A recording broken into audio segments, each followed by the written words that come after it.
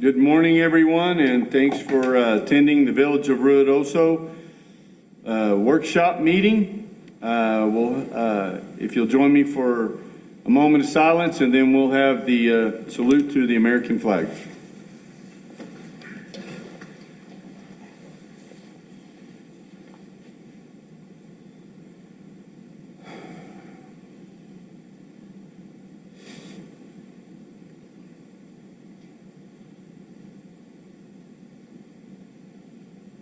Pledge. I pledge allegiance to the flag of the United States of America and to the republic for which it stands, one nation, under God, indivisible, with liberty and justice for all.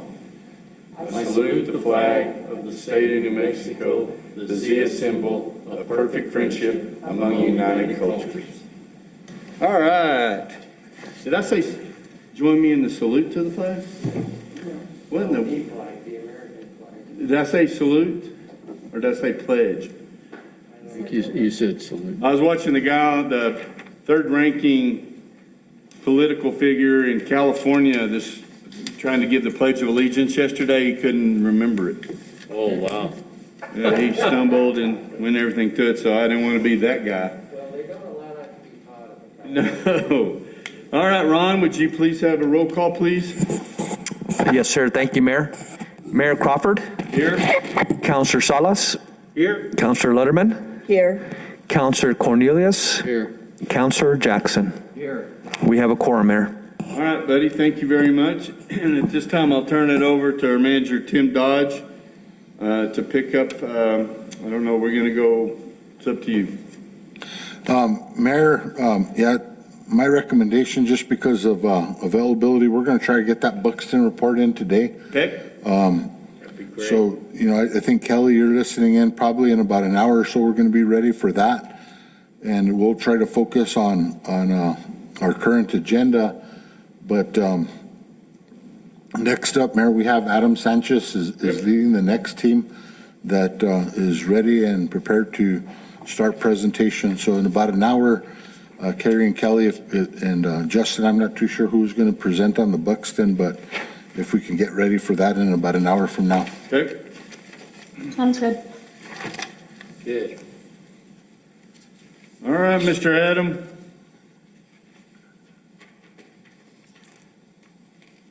Where are we starting at? What page? 34. 34? Don't forget, we didn't do Jerry Parsons. Yeah, we need Jerry Parsons. We're trying to squeeze it all in before lunch, so before you have to leave, and so we're going to try to move pretty quick. Hi, Adam. Good morning, Mayor, Council. Good morning. We can actually sit in the same room with each other. It's kind of nice to see everybody. My first goal, and Karen kind of covered a little bit of it yesterday, is the Adam, what page are you on? 34, 133. Sorry about that. No, you're good. You're good. Because we're going to end up going back. Gotcha. Because we had, the way that we had this, Jerry was actually first, but, Okay. Adam is the team leader for this group, so. Okay. So Karen kind of covered my first goal, and this is kind of the project side of it.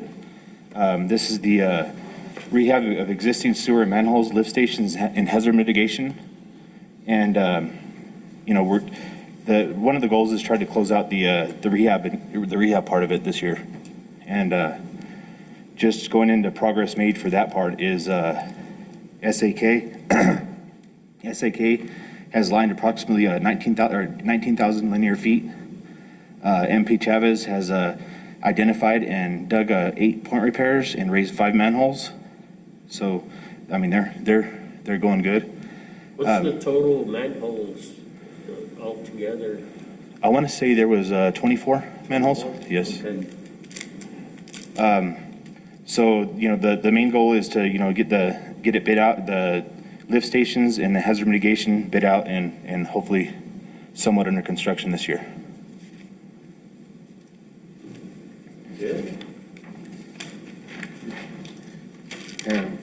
Any questions on that one? Yeah. John? Are there, going to be any repercussions to SAK over that last leak?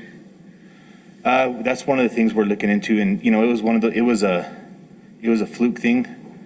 They had a backup pump to the pump, and even the backup went out. So that's one of the things we're looking at and working on. They were supposed to have their mechanic up here and let us know why that pump failed.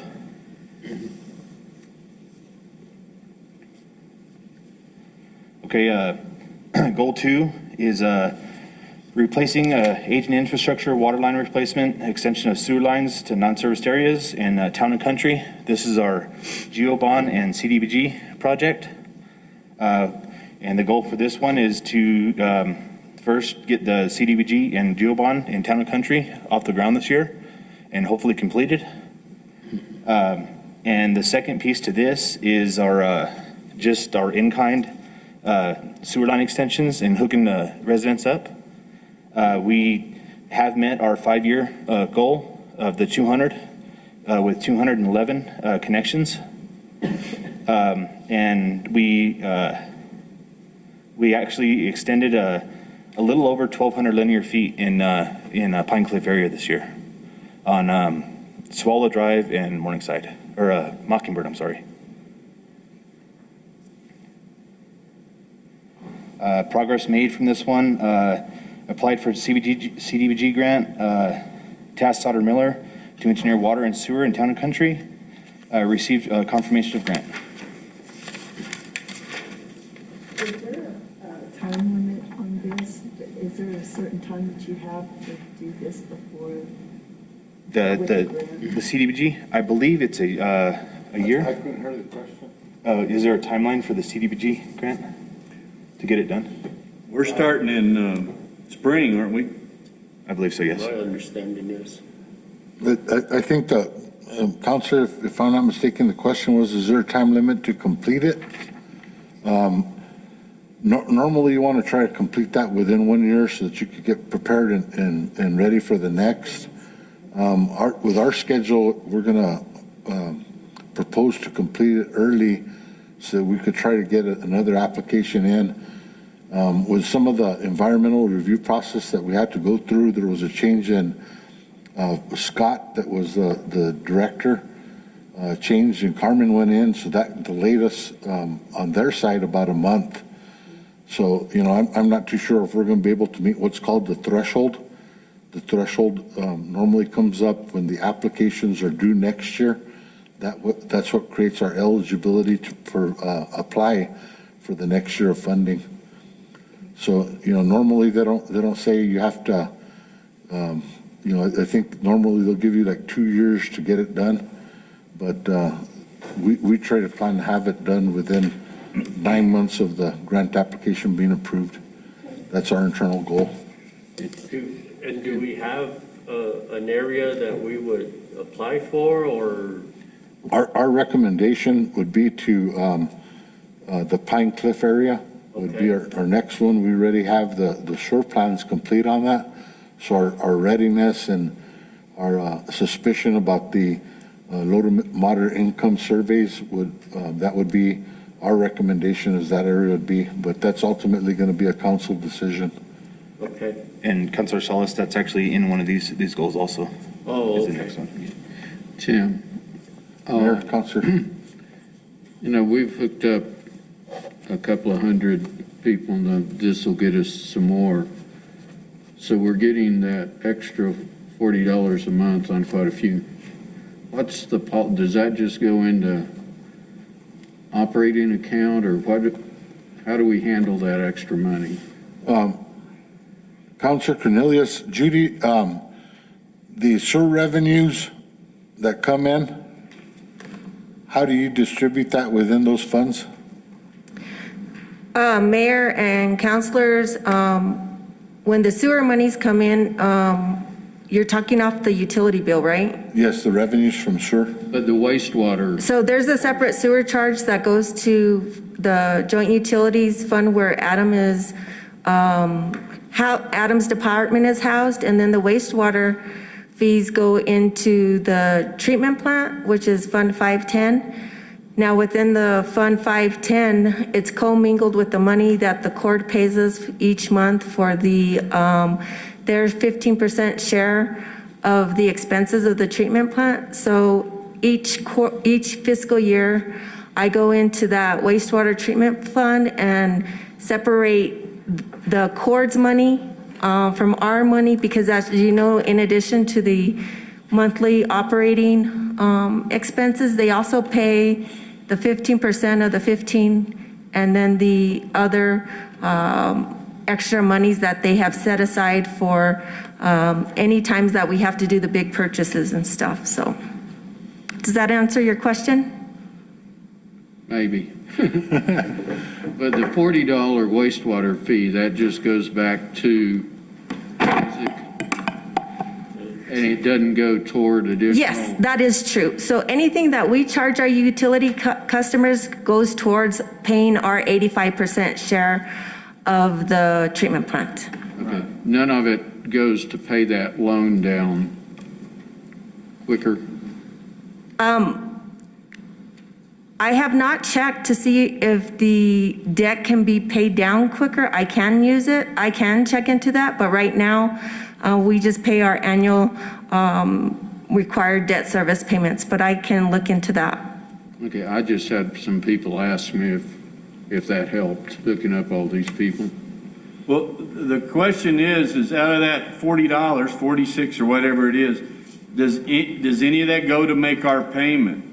And that's what you're saying is that it goes to make, I mean, does it go to make our payment? Yes, it does.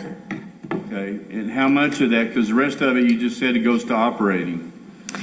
I'll have to do the calculation, but offhand, I wouldn't know what portion that would pay, but I can research it for you. Okay. Because I always, not always, off and on, get the question, when is that rate going to go down from of the treatment plant being paid off? Because We from the open very those other- onset, that's what was promoted, Yep. that, yeah, it'll be here because we didn't want it on our property tax, but we'll pay the fee for service, and I'm thinking those questions are being raised up again. I haven't had a call in a few months, but I always ask that question too. And I'm always looking at the cash reserve for the regional wastewater treatment plant. And the last time I looked, we have about $10 million in that, which is to cover the filters that I'm assuming to cover the filters that Isaac is talking about. So, because I know the mayor's heard my ear full of saying, let's just reduce it $5 so these people quit calling me. But, Mayor, you know, Mayor, if we look Council, at those basins, I'm sorry, Counselor. Mayor, Councilors, what we can do is do an evaluation of that, but you're exactly right. As we brought on those additional users, the financial position should have increased. So we'll redo an evaluation of the finances and how it's split up and see if there's a way that we can consider some type of reduction. Well, and yesterday after the meeting that we had with Isaac, we were all discussing that because Judy, you said we had 238,000 or something, and we were under the impression on the JUB that we had millions that we put in reserve. Yep. And at one time we were talking about a presentation that Debbie gave us a few years back, that we would look at maybe talk about reducing that fee, and then we get into the replacing the basins, we're talking about the screens, we're talking about all these other things. We just need to know where we're at on that, because the public, and I was one of those that was told that we'd have it debt serviced in, I don't remember if it's 20 years or 10 years now, I forget, but it seems like we're nowhere near that, so we just need to know what the facts are. Mayor? Mayor, from my, oops, I'm sorry. The figure that I gave you was just the year-to-date collections. The ending cash balance at the end of June 2020, which is our share of the JUB cash, was 11 million something, wasn't it? 11,722,000, and the court share was 177,000. I thought you wanted what we had collected in GRT during the year. I apologize.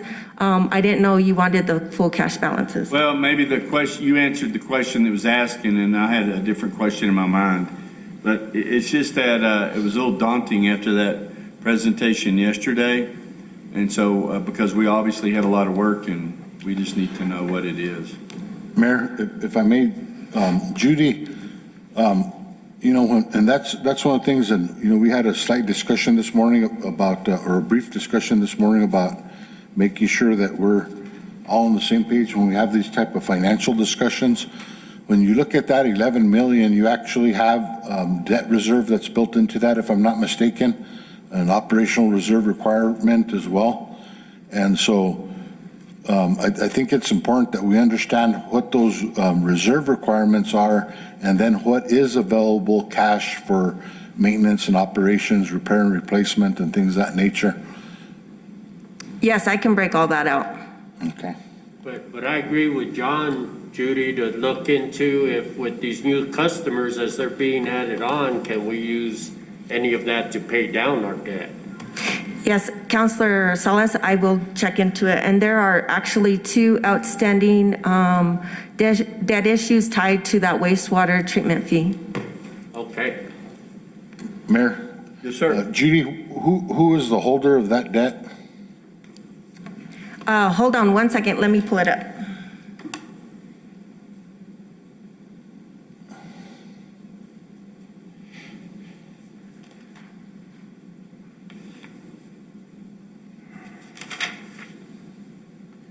I don't know if we should, reduce that, or if we can pay it without any prepayment penalty, we'll save money in interest in the long run. It looks like we pay depository trust company for the 2 issues, and I'm trying to find the expiration dates. Hold on one second. The 12th of never. I was just wondering if it was, public, like the Finance Authority or USDA. No, or it's whatnot. a public issue. It's not a private. Yeah, so, oftentimes those other private, whoever's holding it don't have early repayment penalties, but when you deal with a private holder, they do, so. Well, when we took that out, the interest was probably way higher, so they don't want us to pay it off. Yeah. But we can look into that further, Judy, and then come back and make a recommendation to the council. Yes, sir. So, Adam, before you start on the next goal, on the extension, on the in-house, I'm really happy to hear that in-house extension on sewer lines. Do you have a priority list or in areas that you hit to do these, or? Mayor, Councilor Salas, we tried to mirror the sewer master plan that we have. The best we could if there was a line available to tie into. Okay. Town and Country was actually number 1. Pine Cliff I think it was number 2. Number 2. And Pine Cliff actually had a way to tie in, so that's where we went with it. Okay. Because, yeah, I have a few residents there in Country Club Estates that saying, the sewer line's just right there and can't come about 200 feet and stuff. I go, no, it's all, and, it's all planned out of what we're doing. If you can give me the areas there in town. I think it was,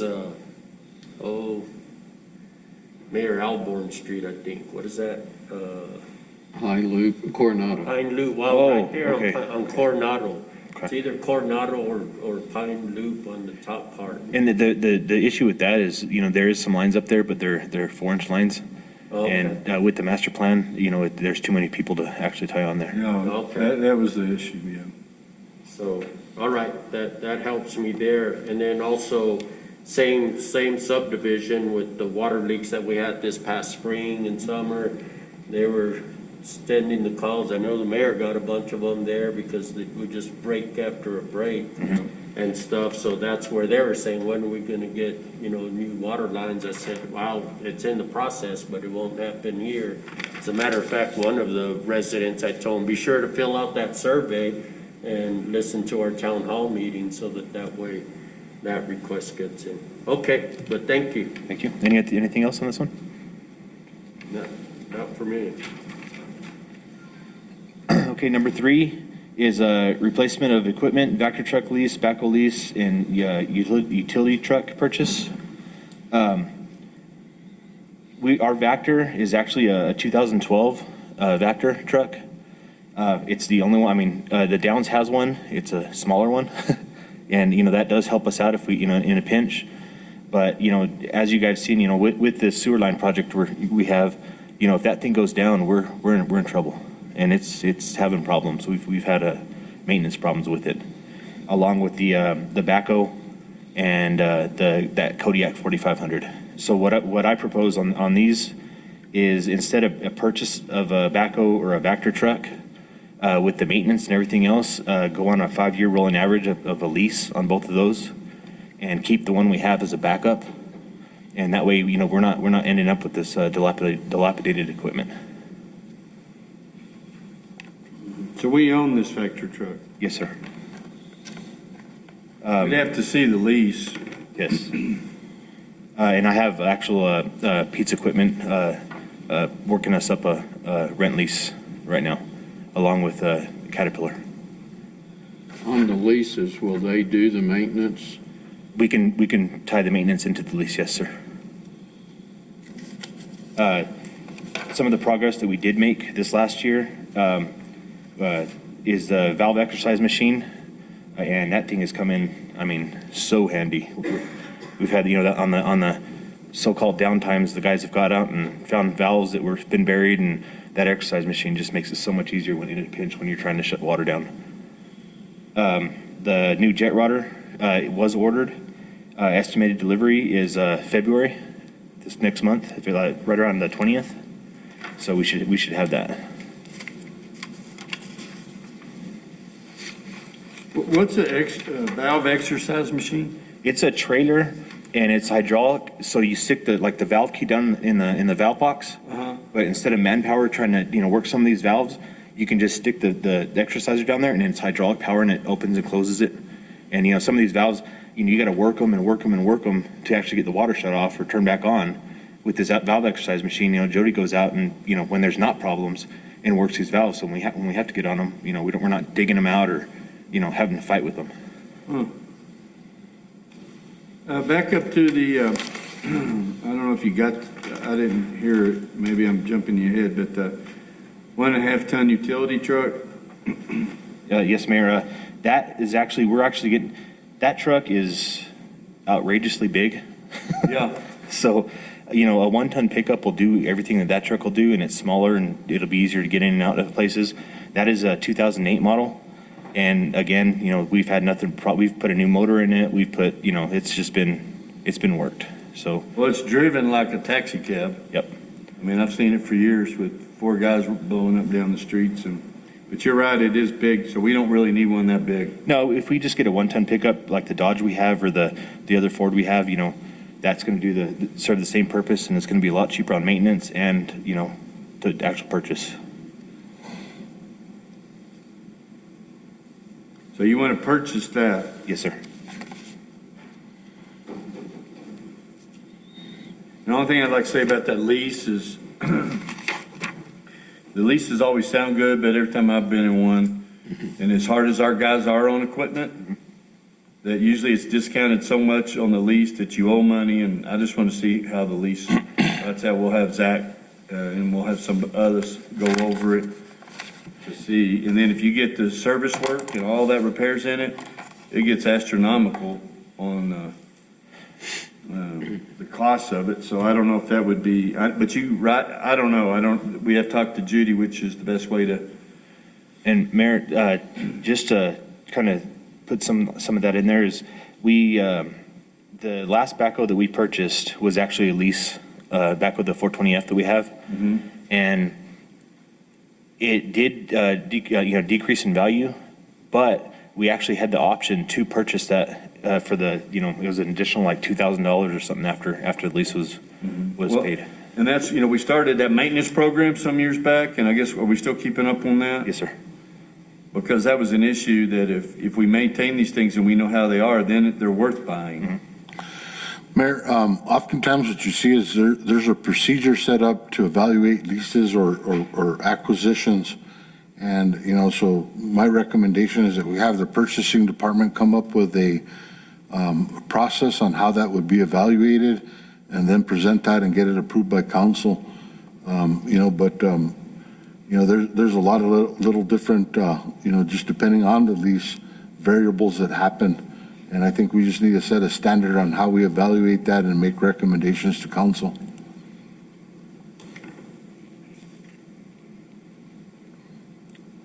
So Judy, if we can have that discussion with the purchasing department, and that way, when we come forward with leases, we have a criteria that we've evaluated and can be making an educated recommendation to council. Yes, sir, I am currently putting it on their goal list for the year.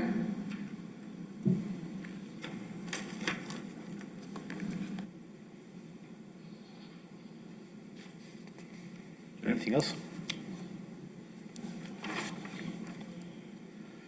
Okay, goal number 4, our infamous, RJU building? Yeah. This is one of my main goals for this year, is to get this thing up and moved into. We have set the site plan, we've got the geotech, we've got the survey, so hopefully, I think I have it on here. We're looking to bid, I believe, at the end of March, go out to bid at the end of March on this one. So the progress made, Wilson and Company hired to design and engineer, build and site. Wilson and Company completed survey, geotech, and site plan. Wilson and Company submitted a timeline for project and estimated 11 of 2021 is completion project date.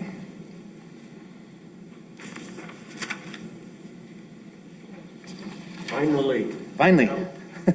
I still wanted it over at Grindstone, but at least we're getting a building. Yeah, and it's going to be good where it's at. I think where all the RJUs together and all the equipment's together, I think it's going to be a great deal. Yeah, I realize that now. Anything else on that one? Okay. Priority number 5, or goal number 5, replacing the rehab of lift stations, Gavilan Canyon, Cree Meadows, and Guinevere. This last year, we actually did replace a lift station in-house. That was the Maple lift station. The guys went out and did all the work themselves. We ordered the parts. These lift stations here are actually the bigger lift stations. Gavilan Canyon is operational, and it's a fairly decent lift station, but it's going to need maintenance. The wet well needs replaced, the control panel, and then the piping inside the wet well. Cree Meadows, same thing. Wet well's good. Pumps are decent. It needs a control panel. And the reason I bring up the control panel is that's one of the main costs on these with the VFDs and stuff, the variable frequency drives. So that's why that's on there. Guinevere. Now Guinevere, we've replaced in Camelot. We've replaced I believe 6 lift stations so far, and this is the last one. And the reason this one was not replaced is it was not in use. It was on the Guinevere side of the hill in the dip there where none of the houses were tied into. Well, now they're starting to build houses. So, it was out of service for so long that P&M actually went and pulled the meter on us. Oh, wow. So, we have to bring everything up to code. So this would be the perfect time to go ahead and, get rid of the vacuum pumps and put, the good flight pumps and everything in there. Good. Adam, Yes, sir. are these pumps and control panels, are they fairly standard? Or are you using the same one so we can have one set of replacement parts? Yes, sir, Councilor, Mayor, Councilor. We have all the lift stations that we have done since we started replacing them have all been flight pumps and control panels. So we can interchange parts. For instance, 2 weeks ago, we had a control panel go down in Camelot, one of the newer lift stations, and we had an extra control panel there with the VFD and display, and we actually went and pulled that out and stuck it in there. Okay. So Mayor, everything- Mayor, may I interrupt for just a minute? We've been working on trying to get on the closing on the Brophy property. And, nothing reflects in our minutes, that there was an authority established. Would it, I have a text from Diana, asking if we can, process a resolution that the attorney and the clerk would certify that you were given that authority, and then we could get that ratified at the next meeting, just so it shows in the minutes. I don't have any issue with it. Y'all? What property was it? The Brophy, the one at Elko? Oh, yeah, okay. Okay, Yeah, I don't have a problem. so Ron, if you could get a resolution, processed, and then we'll get that ratified, and if you and Zach can certify that the mayor does have that authority. Okay? Sorry to interrupt, Mayor, just trying to get that taken care of. for No, you. I know they're all on a schedule, and I understand how that works. I'm on one, too. If I get a thumbs up and a handshake, I'm gonna be pressing somebody to close out. Okay, You guys have any questions on that one? and I just still want to know who spelled Guinevere. I did. You're the one that put that up in there? And here? Oh, well, you got it right. Oh, okay. But on the signs up there, it doesn't have an E on the end, and I know some Guinevere's, and it's spelled different, but it's, up on the street, it's spelled Guinevere. Oh, really? Ever? I've never noticed. Yeah. So when I try to tell people how to get there and I start spelling it, they go, what? Okay. And then the last one is the replacing of aging infrastructure, water line replacement, extension of sewer lines in non-service area, and this is the Pine Cliff. This is the one we had talked about. Now, we do have the engineering complete for the water line side of it in Pine Cliff area. It is a full Pine Cliff area. And like I said, in this area, we've extended over 1,200 feet of line this last year.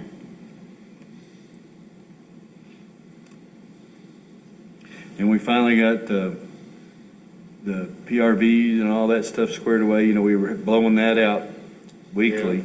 Quite a bit. For now, I mean, it's still the same PRV. With this project, the way we engineered it is, that PRV actually feeds down to the trailer park at or the Cherokee trailer park also. So what we're going to do is we're actually going to set another PRV down towards the trailer or the RV park on Glade Drive, and then this will there'll be another PRV set below Monjo to interconnect Cherokee water if we need to the motels and everything right there also, instead of coming across the highway. Okay. So is part of your plans is to get all those water lines out of the hotel parking lot or property line, whatever he was complaining about? Yes, sir. That's I think that's going to happen sooner than later, but this will actually help out. That way, if we do have a break by some chance on the west side of the road there, we can shut that down and feed. We have two different ways we can feed that area, for repetition. Okay, very good. So I know he'd appreciate it, Yes. because it's been shut down several times.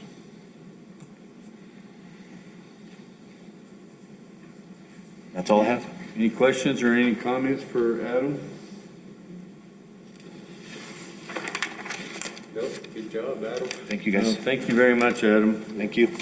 And your guys, they do a great job. Thank you very much. We've got a great team. Yeah, they Go ahead, do a lot of hard work. You're running your team. Oh, let me go grab that book. I just brought this. Just, they can hear you, so they come in, they sit over there if you'd like. Okay. Just, Who's next on there? Jerry? Is Jerry here? I think he's online, isn't he? I just saw him right here. Oh, you did? Let me see if I can catch him.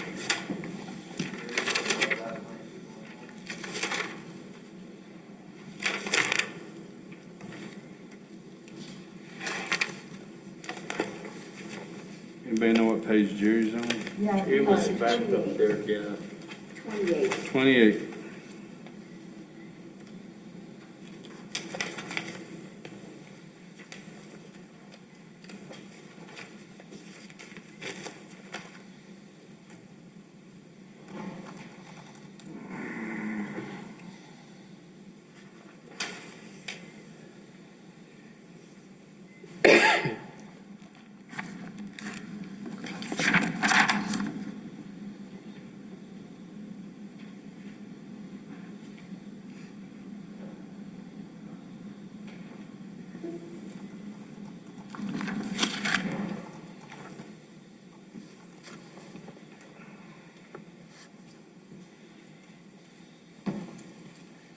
Mayor, Manager Dodge, can we go to the streets department until I can get a hold of Jerry? Sure. So what is that, like 38, First right 39? after Adam, I believe. 39? 39. Josh, you want to come in here?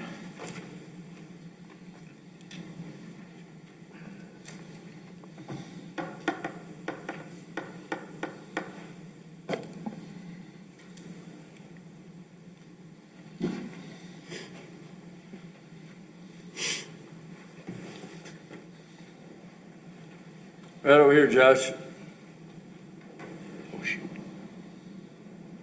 Great job, by the way, on all the roads. You did marvelous. Your guys did a great job. Got a lot of compliments right here. Mayor, last night I sent a text to Ron, Josh, and Adam, and I told them, you know, the snow and ice are what we're dealing with now. What comes next?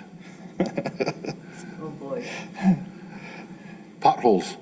Yep. So I hope they're ready for the potholes. I was almost there. I said cleanup. I get half credit for it.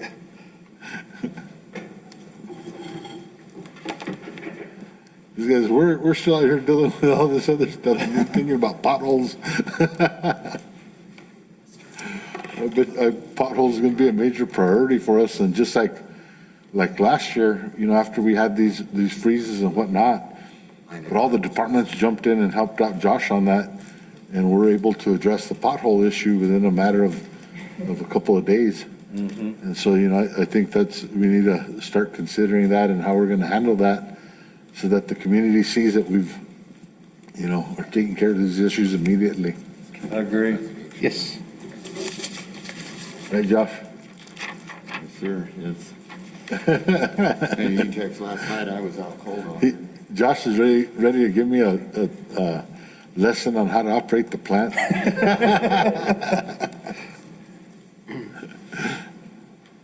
He's like, you want to talk about cross-training? Come on, let's make you a plant operator.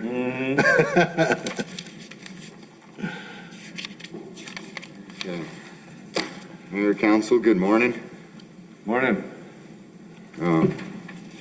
My first goal that I have is going to be our MAP project, which is our municipal artillery program.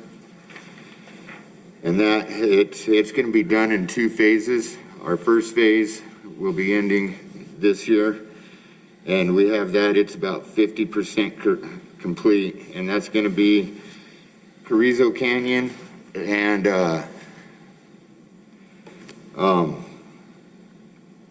Ruidoso. Evergreen. Evergreen? Yeah, and that'll be coming, that's where the cutoff to Carrizo Canyon is, up top, where the sign is off of Sutterth. By the woman's. Oh, that little short street. That little short street there, going down into it, and we're gonna rehabilitate that, and then into Carrizo Canyon too. And as of right now, phase 1 on that is about 50% complete. We've done a lot of work on all the side roads and the drainage, so it won't take nothing to touch those up.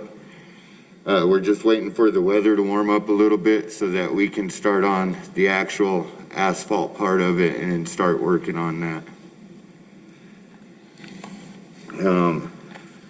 And then the second part, as soon as we're done with that, going into this, in June, right after that, then we're gonna start on This is- Grindstone Canyon. That's probably what I Coming do. around, I sent Oh, no way. Oh. That's gonna be a great deal there, man. So it ties into Into Suttereth and goes all the way around to Carrizo Canyon? Yes, sir. Oh, my We'll Lord, you're tie- gonna be a big hero. She block all the Whibbit people. Yeah. They'll hate you for a little while, but boy, they'll be glad when it's done. That's usually how it is. They hate us when we're doing it, Yeah. but love us when we're done. Is there any questions on that part of it? The second goal that I had was our co-op project in the Upper Canyon. and that's our municipal cooperative project. And that is 100% complete. To the best of our abilities, we've done work on all the roads that were listed in it.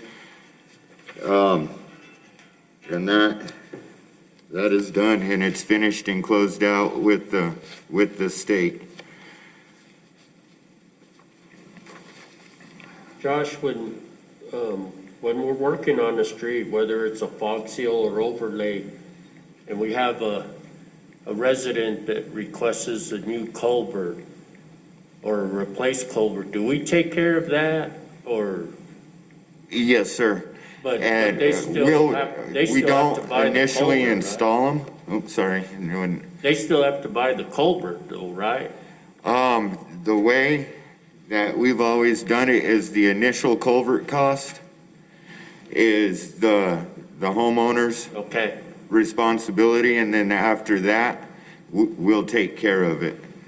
So in these culverts that are there, if they're damaged, we'll go ahead and pull them out and replace the culvert while we're there, just so that we can keep our drainage and our everything correct. okay, so that replacement is no cost to the homeowner?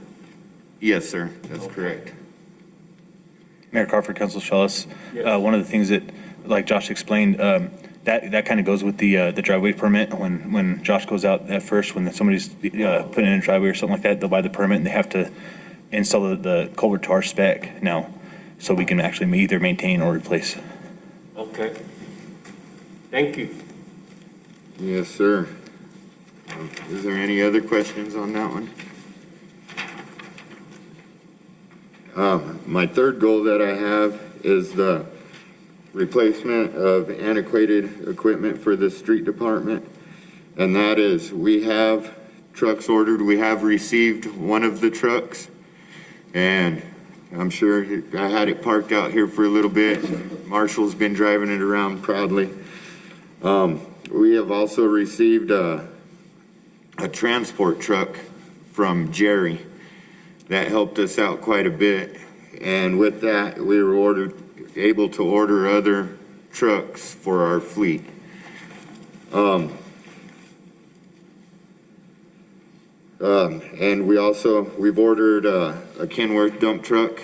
It was supposed to be here in December, but with all the circumstances going on, they're working on it. I've kept in contact with them, and they're just waiting for a few things to finish getting it put together so that we can go and get it. And that's our 12-yard dump truck. We've also ordered 3 flatbed 1-ton trucks with the hoist bed and dumping capabilities, so we can use those in smaller situations. And those also were all ordered with plowing capabilities. So, and those estimated time is going to be next month, hopefully, on those. But as things are going right now with the COVID and everything, then hopefully they'll be here by then. And we also have ordered one extended cab pickup truck, and that's with plowing capabilities also, and for the crew. The milestone on this is to have them all, everything by the spring of '22. And so far, we're on track to keep that going. Everything has been ordered. It's just waiting on them to get the railroad to get here and then to have them made to our specs. Great.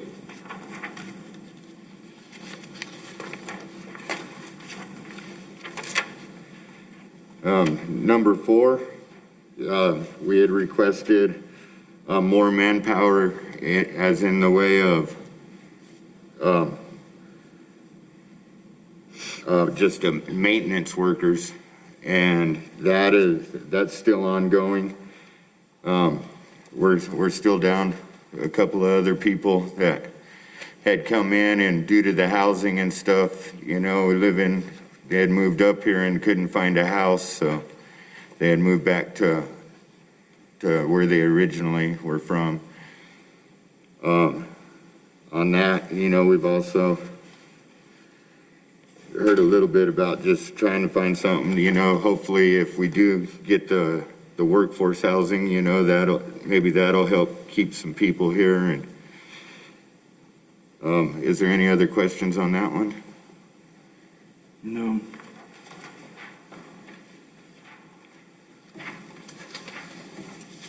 The next goal, number 5, is just maintenance and repair on our shop. And the hot plant, we do have a few things, and it's still ongoing. I need to find a contractor and get some quotes for a few of these things. And we have ordered extra stuff for the hot plant. And here and there, the goal for this is to have, this by 2025. Well, you'd better get on a contractor's list now then. Yeah. Yeah. Is there any other questions on that? I had a tour of Jerry's shop earlier this week, and I forgot that we ran the sewer line from your shop down to their septic. Was in the bridge, was there any crossing for the sewer for both those plants, your plant and the solid waste to go down the sewer to tie in? Mayor Crawford, Councilor Salas. Yes, we actually did run a sewer line across the bridge. It is tied into the other side of the bridge. Okay. And at one time, that Jerry's shop and Josh's shop was actually tied into the existing sewer line. They did tie in septic after the flood. So one of the things I'm trying to do when my building comes up is we're going to extend that line up the hill there to my shop and actually separate it from Jerry's shop and Josh's shop. That way, then we don't have a line coming off the hill anymore. Okay, so I guess that you answered my question. Plans are to tie into the sewer line. Yes. Good. And my last goal on here is for this coming up co-op. And that's going to be in the Woodland Hills and Carter's Park area. And we're going to go in, pave. It'll be the same as all of our co-op projects. We're going to fix the drainage, pave, and get the roads in those subdivisions fixed up.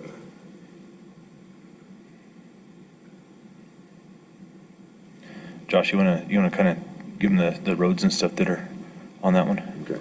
Yeah, and on that, the roads that we're looking at right now are from Evergreen. So it'd actually be North Evergreen, Vine. That's the Woodlands area? Yes, sir. Carter's Park. Or Carter's Park. That's Carter's Park, yes, I sir. thought Carter's Park was, Okay. go ahead. Carter's Park is where the print shop, not the print shop, the newspaper. Yeah, all them little side roads coming into town there and getting those fixed up, North Willow. And then from there, while we're in that area, in the Woodland Hills area, we were gonna redo Center Street. The upper part of Center Street, it's in pretty bad shape. And, oh man, what's that How other? far, where are you gonna start on That's Center? the Woodlands? Oops, sorry about that. I had two different questions at the same time. You said you're gonna redo part of Center. Where are you gonna start redoing that? On Center, we were gonna start at Spring. And go up. from and go Spring, up okay. to the upper part of center, yes, sir. Because I've heard stories about Rodney wanting to vacate part of center there at the park. And Don't pave it. that's the discussion we need to have when you're talking about grindstone too, and talking about chip sealing and fogging the surrounding streets so that it cuts down on mud. Yes, sir. Because there have been discussions once that municipal court's gone and the old water shop and all that stuff's gone. That area in there that we have, there was discussions on what we might do or consider or whatever, so we need to tie all that together. Okay. And with that, on grindstone, that was put in last year for the map project. Okay. So, Because we're gonna have to look at the traffic survey and, if that road was stopped and the park and the parking and everything was covered over that part of center. okay. Mayor, and one of the things that Josh has looked at also is for the next map project, is the map is from basically highway to highway for thoroughfare, is grindstone and from the Circle D and Resort. So there'd be those two arterial routes will be maintained. That way that'll help out with that piece also.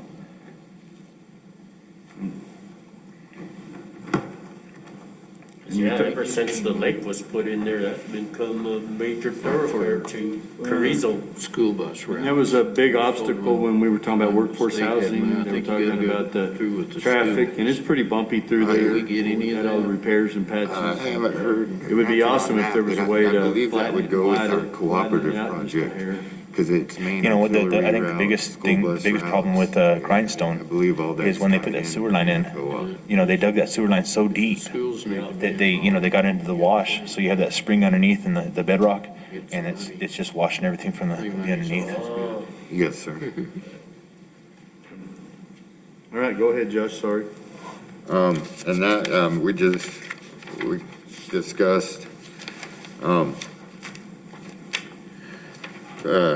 some of the other roads that we were gonna do is, Spring Road, Pine, High Street, and Hideaway, which is all in that area between Carter's Park and, the woodlands there. And I didn't have it on here, but we did discuss about the future map about Upper Sutterth and D Street and Resort.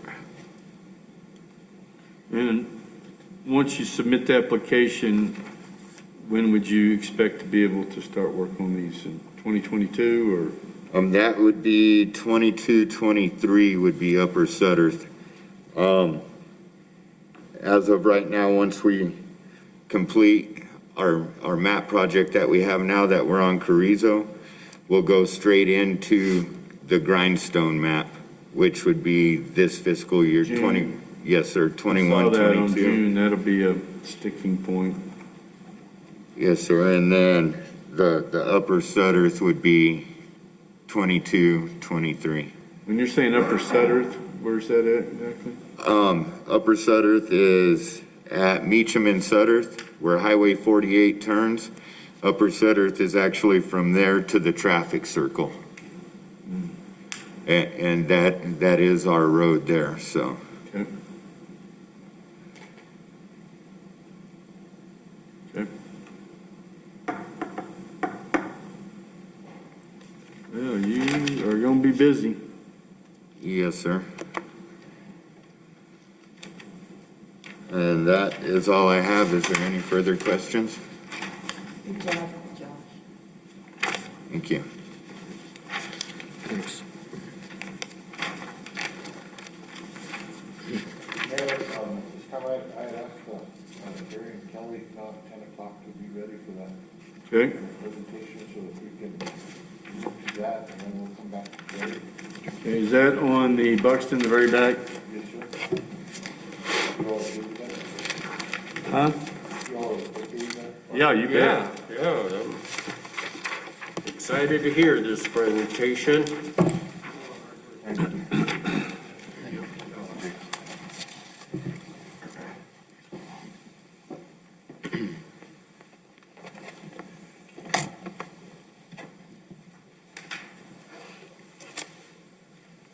Samantha, who's going to lead that presentation? Justin. Justin is, okay.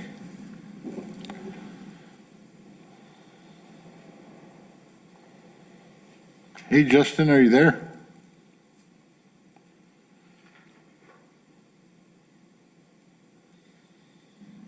Yeah, I'm here. Sorry, give me a sec. Just trying to, let me get my screen share going.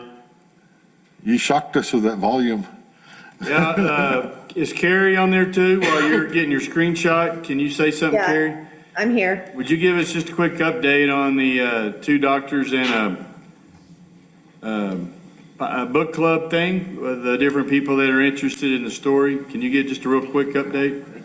Sure. It is yesterday it came out in the digital edition of the Washington Post. Today it is in the print edition. It's on the front page of the health section. Good Morning America is going to be doing a segment on it. Justin and I are going to be shooting some B-roll footage of the vaccine clinic that they're doing on it, that they're doing this weekend for Good Morning America. The Houston Chronicle has picked it up, and they are running it in their health section tomorrow. And Inside Edition has contacted the book club, and they want to do a Zoom with the whole book club that they're going to feature on Inside Edition probably over the weekend. So we're definitely getting some good footage out of it. So it's really kind of gone viral. So it's exciting and good for our community and good for Fusion. Carrie? Yes. Jackson, I was in another meeting with Carrie on Monday night, and she relayed to me, I don't think this is privilege, that basically the governor has shut off any further vaccination or vaccines to her group. Have you other comment on that, or? No, I know that Lynn and I were working on that, or not working on it, but were made aware of that over the weekend. And I think there's some instance of the left hand not knowing what the right, or not agreeing with what the right hand is doing up there. What I know as of yesterday, and Lynn, you can weigh in on it, is that they are, as of yesterday, they are going to allow them to continue to vaccinate those that are 75 years and up after they get through the vaccination clinic this weekend, where they're going to be giving boosters to those that they had vaccinated up to now. Is Yes. that correct, Lynn? Yes, that's correct. I'm looking at the email that Dr. Rath sent me yesterday and then an update this morning. He has roughly 800 vaccines, and then he's been confirmed by Dr. Laura Parahome. She's like the deputy DOH person. She is sending him 900 of the Pfizer, 900 of the Moderna to finish out the boosters, and that they are okay to go on 75 and older. So they're still doing it somewhat. They said that there's just a lack of availability of vaccines in Lincoln County. I don't know what that meant. I'm not sure either, Mr. Mayor. I think one of the concerns I have is that in talking with Carrie on the logistics of this, is that it was finding people that were 75 years of age or older that, number one, had internet access, number two, knew about it, number three, could register, because the registry, I'm not on it. I guess I am on a mission here, because frankly, I think the Department of Health has lost their compass. And if the idea was just to kill off the old folks, then this is a good idea, because if they don't have internet access, they were actually getting in touch with these people by phone, making sure they had transportation to the area of the vaccination. And Carrie makes a very good point, and I'll quote her directly: vaccines don't cure people, vaccinations cure people. Exactly. And so we've lost that vision. And actually on the registry portion of it, the average middle-age group in this community is 54, not 75. So speaking medically, if you have actually saturated that group, maybe not, then why would you not open it up to other tiers? This is not Albuquerque. This is so much the idea that anything below 40 seems to be lost in the Netherlands. I agree with what you're saying, and Dr. Rath did intimate to me this morning that he would still like Jasmine to be able to continue to do what she'd been doing on handling the phone for people that didn't have the internet or smartphone capabilities, to go ahead and help them get registered, and that he was working with Jillian, I think is her name, Jillian, to do the same thing for people. So we've got a local number here for people that don't, and we've passed that number out best we can. We've put it on posters that Carrie had made. We've put them at the post offices. I've taken them to the Downs. We put some at the grocery stores. I noticed the one at Thriftway was gone, but to show people that here's the number you call to get registered for a vaccine or a test, and then they call, and then if Jazz doesn't answer the phone, they leave a message, she goes back and picks it up and is working to get those people done. Now, I know we've had some instances where we couldn't, and that we're being told to forward those to Lincoln County Medical Center. Is that right, Jazz? Yes, that is. Well, And one of the, and Dr. Rath did a great job getting the people up at La Tierra. I'd gotten a call that saying just what you did. They don't have internet and stuff. Right. And they went up there and got it set up. I was a day. But the underlying issue, the reason I wanted to highlight Carrie, and I know I'm taking up a little bit of their other time on Buxton, but is that this is a big issue, and that there's been some issues going on from the state, and that this story carries a lot of weight. And the more publicity it gets, the more weight it has. Mayor?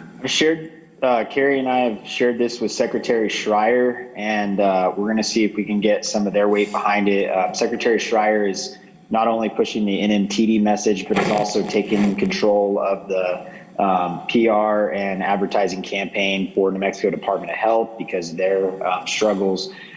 So I just think it's another example of Ruidoso being a leader, and just hell of a good job, Carrie.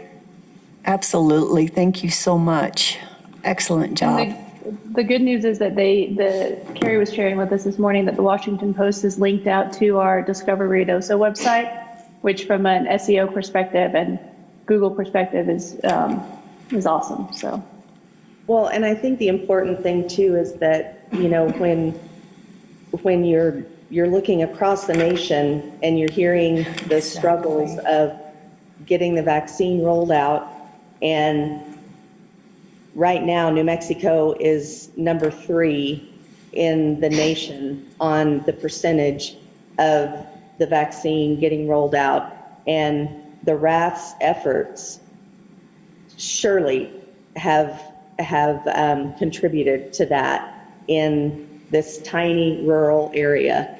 And when we're used to being, 48th, 49th, and 50th in a lot of lists that are compiled, it's a big deal. And I think it's ridiculous that, they're all of a sudden, they have found something that works, yet it's, can't do that anymore, when they've gotten more people vaccinated in this area than most other places. And so I think the timing of the story is good, and I hope that some good comes of it. So anyway, I'm glad we could do it.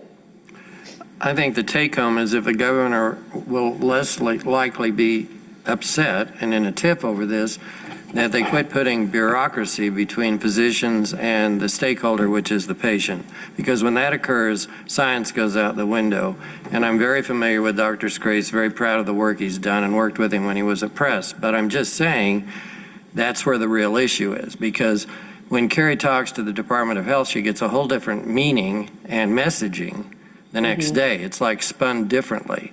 And I think there's a very big disconnect there. And maybe if we can finally be number one or number two behind West Virginia in this, then it will get the kind of attention that it needs.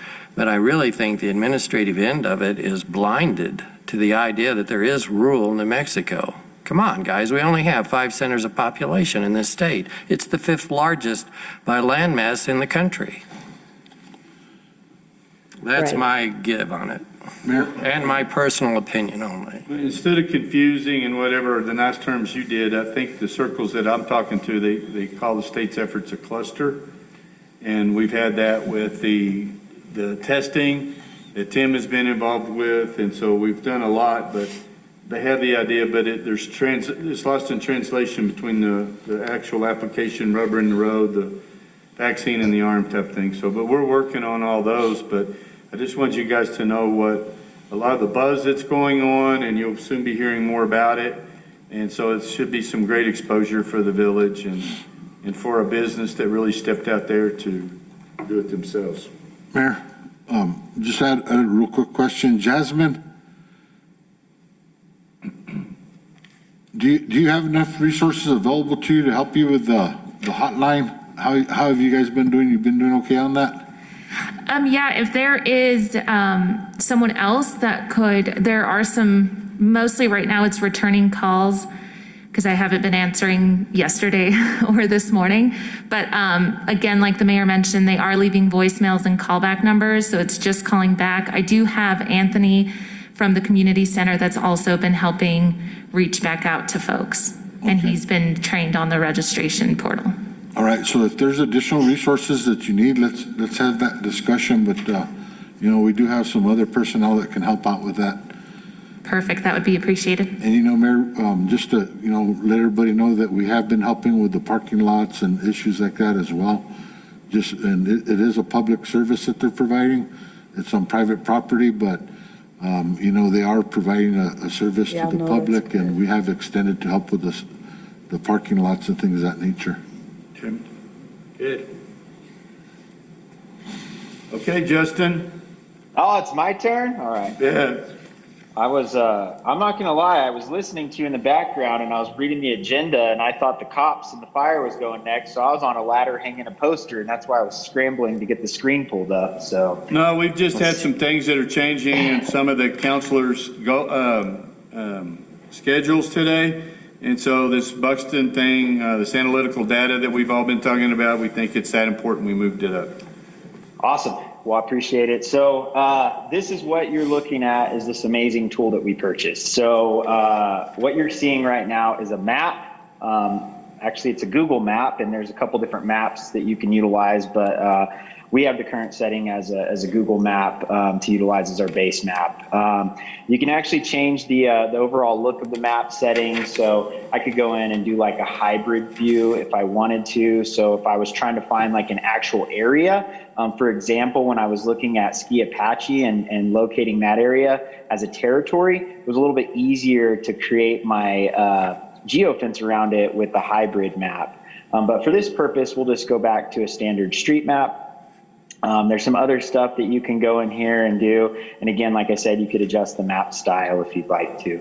But Google's great for our purposes. So within this map, there's quite a bit of valuable information. And it's not exactly tied to the map, but it's tied to apps that people are utilizing on their mobile devices that provide quite a bit of insight into who they are, what kind of consumer spending habits they have, where they're coming from. And it really helps Buxton build a psychographic profile with very specific geographic targeting potential through this tool. And the way that you do it is the first thing that you're going to want to do is you're going to want to create a territory. Now, we've already got a couple territories created. you'll see on this map, we can have several logins and different departments might find this useful. Right now I have collaboration mode on. So that means that I can see anybody who's within our user profile. We can see anything that we could potentially be collaborating on across departments, or I could see different stuff that maybe Samantha has pulled up once we have our own unique tourism login, or whatever it may be, different departments we may want to collaborate. If I didn't want to see all the other people's stuff, I could turn off collaboration and it would pull all that off of there, and it would only provide me the information that I had under my unique user profile. So one of the things that we did is create a Ruidoso geofence boundary. So we can take a look at the geofence boundary of Ruidoso. We also have one that was created for the Ruidoso Downs racetrack. And I created one yesterday for, let's see, Ski Apache will pop up on here, as will Ruidoso Midtown Association. So all of these areas, let me just zoom in really quick. Oops, I zoomed out. Justin. Yes. Just like when we talk to our engineers, they throw out acronyms, we ask them to explain it. I just want you, if you real quickly can describe and tell us what a geofence is. Sure, a geofence, think of it like a fence for your dog in your yard. It's a boundary, it's a digital boundary that we set up around a given location. So I told you the Ruidoso Downs racetrack, for example, we can set up a geofence around that, which is a digital boundary. So as soon as somebody enters that digital boundary, they're gonna start leaving, think of it as digital dust, digital footprints that we can start tracking and we can start analyzing. What this tool does is, I'm somebody coming out from Lubbock, I'm coming in on Highway 70, I go to my hotel, and then I'm gonna go to the racetrack. Boom, as soon as I hit that geofence, it's gonna tell me who's within that geofence. It's gonna give me a lot of private information about that person. Now, not so much private information as I'm not gonna know that person's name specifically, but I'm gonna know what their economic status is and a lot of other information I'll get to here in a little bit. But that geofence is really just telling Buxton what area to look at for a specific interest. I'll give you an example. The reason that I created the Midtown one is because a gentleman called yesterday and was very interested in putting a restaurant in Midtown and wanted some information on Midtown. And as much information we possibly give him. I haven't provided that to him yet because I didn't want to get this out before anybody else had eyes on it and before we had permission to do that. But I did want to let y'all know we've already had somebody interested in this specific information. So once you create a geofence, all you do is you're gonna right click, or if you have a touchpad, you just double tap, however your right click is, and you can do create a report. When you go into create a report, the Mobilytics is a really awesome report. So you would just create your Mobilytics report. And within the Mobilytics report, this is where you would give it a name, define your date range. So let's say you wanted to look at a specific weekend at the racetrack, like Cowboy Symposium. We could actually pull up that weekend and look at it over a series of a couple of years to determine what the traffic and stuff look like. You could define a time range for that. And you could also say, hey, we don't really want to look at people from Ruidoso going to it. We really want to look at people maybe outside of a 60 or 50 mile radius, because that gives us more of a perspective of heads and beds and outbound to inbound traffic from out of our area. I'm not going to run the report right now because it does take about 10 to 15 minutes to run the report because you're pulling millions of data points in to collect this information. So it does take about 10 to 15 minutes to run. But once we pull up the reports, or once our report runs, our reports live in this section. And remember, I told you about the collaborate button. Again, this is only the stuff that's under Samantha's, but we can also look and see some of the stuff whenever we went through our training that Buxton provided for us. So you see Buxton Analytics is the user on this one. So if we're under collaboration mode and we are working on an economic development project and we had an economic development director, tourism and economic development can collaborate together and work on a project and see each other's reports. So I ran ahead and got these 3 reports together, and all you would do is just normally click on report and it's going to pull up. So if I'm looking, my first report is on the racetrack. I went ahead and ran a date range from January 1st, 2019 to January 1st, 2025. That's as far back as it'll let you go is to, I think it's 2 years back is about as far as it'll let you go. When I'm looking at this, the first thing I'm going to see on my map is our date range, the time range. So this is an all-day study of that area, and it's greater than 60 miles. So I know what my parameters were of my research within that specified area at the racetrack within that geofence. So when we're looking at the digital dust, there's a couple things we can do. We can actually look at it from a household perspective. So now this will tell us where each individual unique household is that has visited the racetrack within that given parameter. But it'll also, I think this look is very useful, as the heat map. It really gives you more of a perspective of where your core concentrated audience is. One of the very unique things that I found with this is we've been scratching our heads going, how in the heck is Las Vegas popping in our top 10 on our visitors for our website? And we've been asking that question for a couple of years now. Well, if you notice, Las Vegas is directly correlated to a hot spot for the racetrack. Now, further conversation with Carrie and Kelly did mention that they were running targeted ads to other gaming areas. The racetrack specifically was, which provides some answer to us that the racetrack is actually responsible for traffic from Las Vegas, Nevada, and increased traffic to the extent that it's one of the top 10 for Discover Ruidoso. So I thought that was interesting insights this tool has already been able to provide us. You will notice one thing is it does not reach into Mexico. They only have access to cell phones within the United States of America. There is some overlay because of the tower coverage from El Paso down into Mexico, but it's not, that's really just US cell phones that are being pinged. Visit origination. So we can look at it by county. I personally think that our DMA is a lot more useful to look at this, and it'll tell you where your origination for your traffic is coming from based on your DMA. So DMA is your metropolitan area. And this is really useful for us when we're thinking about, okay, if we're running racetrack ads based on this audience, what are the most valuable and what are our growth areas? How do we think about growing those areas and increasing our advertising racetrack specific on our digital platforms to grow those areas? Because we know we have pretty good command in these areas, but this looks like a lot of growth potential to me. Okay, so you're gonna pop into is your psychographic segmentation. And again, at the top, you can punch any of these buttons and it'll take you directly to that area. Red is going to be your core audience, blue is your secondary, and gray is what's going to be considered non-core, but there's still people that are arriving from that audience. So your racetrack, it's nice. You see these are kind of ranked based on household income and life stability, and I'll get into more of what these AO1, AO2, et cetera mean here in a second. But this is going to give you your American royalty. Basically, these are your private jetters, people that are flying into Sierra Blanca Regional Airport, that probably own a lot of the homes out at Outlaw, that probably buy Herd's artwork here in town, that type of stuff. And you go through, your sophisticated city dweller. That's a really good core audience for us. You go down your boomers, no place like home, and so on and so forth. And there's several categories that you can go through. For the racetrack in particular, there's no secondary core audience, meaning if we did see secondary core audiences, it'd be a strong area for us to focus our marketing strategy for growth in that specific market segment. But the racetrack in particular doesn't have one. Let me just look down. This map is on Ski Apache.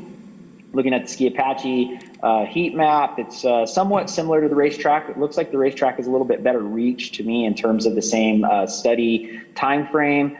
If we're looking at the DMA, again, it's fairly comparable to the racetrack, but you notice the northern crowd tends to go north when they go skiing. So do we try to steal some of that market audience, or do we think a little bit less about them and focus more efforts in some of these other segments when we're focusing on winter sports and ski areas?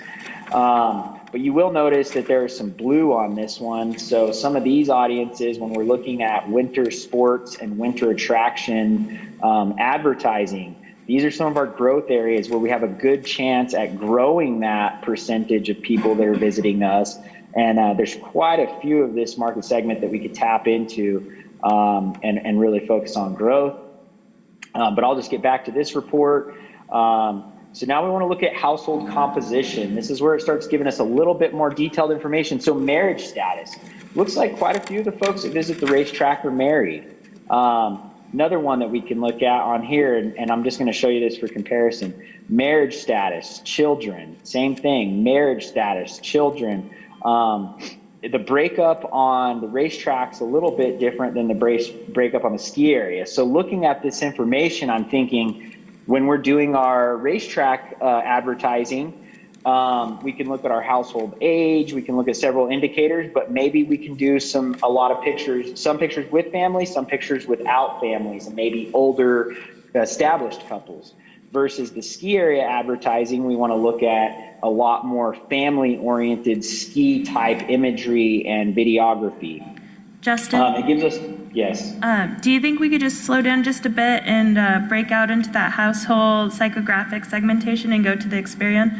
I think that. Yeah, I'll do that in a second after I get through this part, unless you just want me to jump over there right now. Yeah, because they go hand in hand, and that way we just take it a little bit slower. Sure. Right there, that's a good one. That F22. Okay. So if we're looking at, let's say F22 fast track couples, this makes up a pretty good chunk of the visitation to Ski Apache. So if we go over here, we can look at our F. Let me turn off animation. The reason that animation's kind of neat is because it shows you kind of pictures of what that family makeup might look like.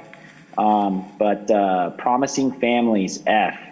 And then we can go in and kind of look at some of the details on these folks. Ooh. I don't know what happened there. And, oh, I'm sorry. It must have logged us out.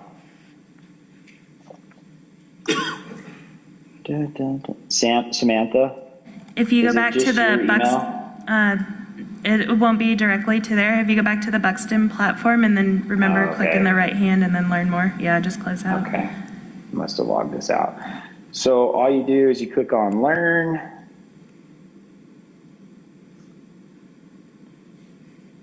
Normally. Let's see if this is on. There we go. So you can click on segmentation guide because there's no way we could possibly memorize all these segments. You're going to want to click on learn more on your audience. I didn't realize it would log me out. I apologize about that.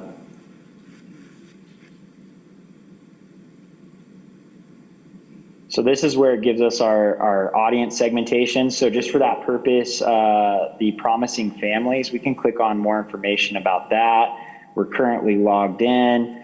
It's going to tell us a lot about these folks. Head of household age 31 to 35. So we know when we're creating our marketing and advertising, they should look about like this family, in terms of the age range, married with kids, kind of no worry spenders. So pretty well established. So you don't have to be as cognizant of pricing with these type of families. They are credit aware, well established, live comfortable lifestyles. They tend to live in single family homes. Here's their estimated household incomes.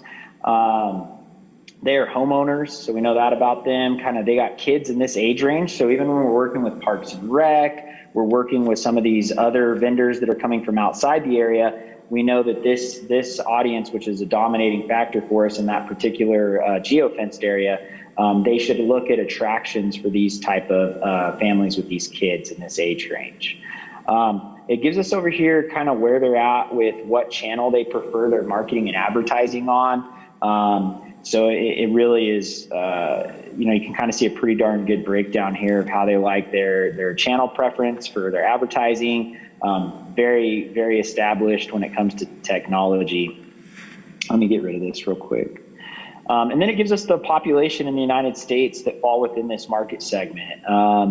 They're definite, you can hit 5.1 million of them via direct mail, 1.7 on email, and digital 22.2 million. Hence the reason we spend a good chunk of our advertising dollars on that. And I mean, there's a ton of information here. So this is kind of tells you these people might be more inclined to buy a used car. They likely work in a blue collar occupation, but this gives us kind of a perspective. It's like their first home mortgage, married with kids. It gives us a perspective of who they are and some of the hot spots about who they are. Definitely domestic travel for vacation, different things like that. And enjoy going to the beach, I think is important, considering we're putting an awesome beach at Grindstone. So, and then it'll give you just a good kind of synopsis of who these folks are and give you a really good perspective of where your travelers are coming from, things that they enjoy.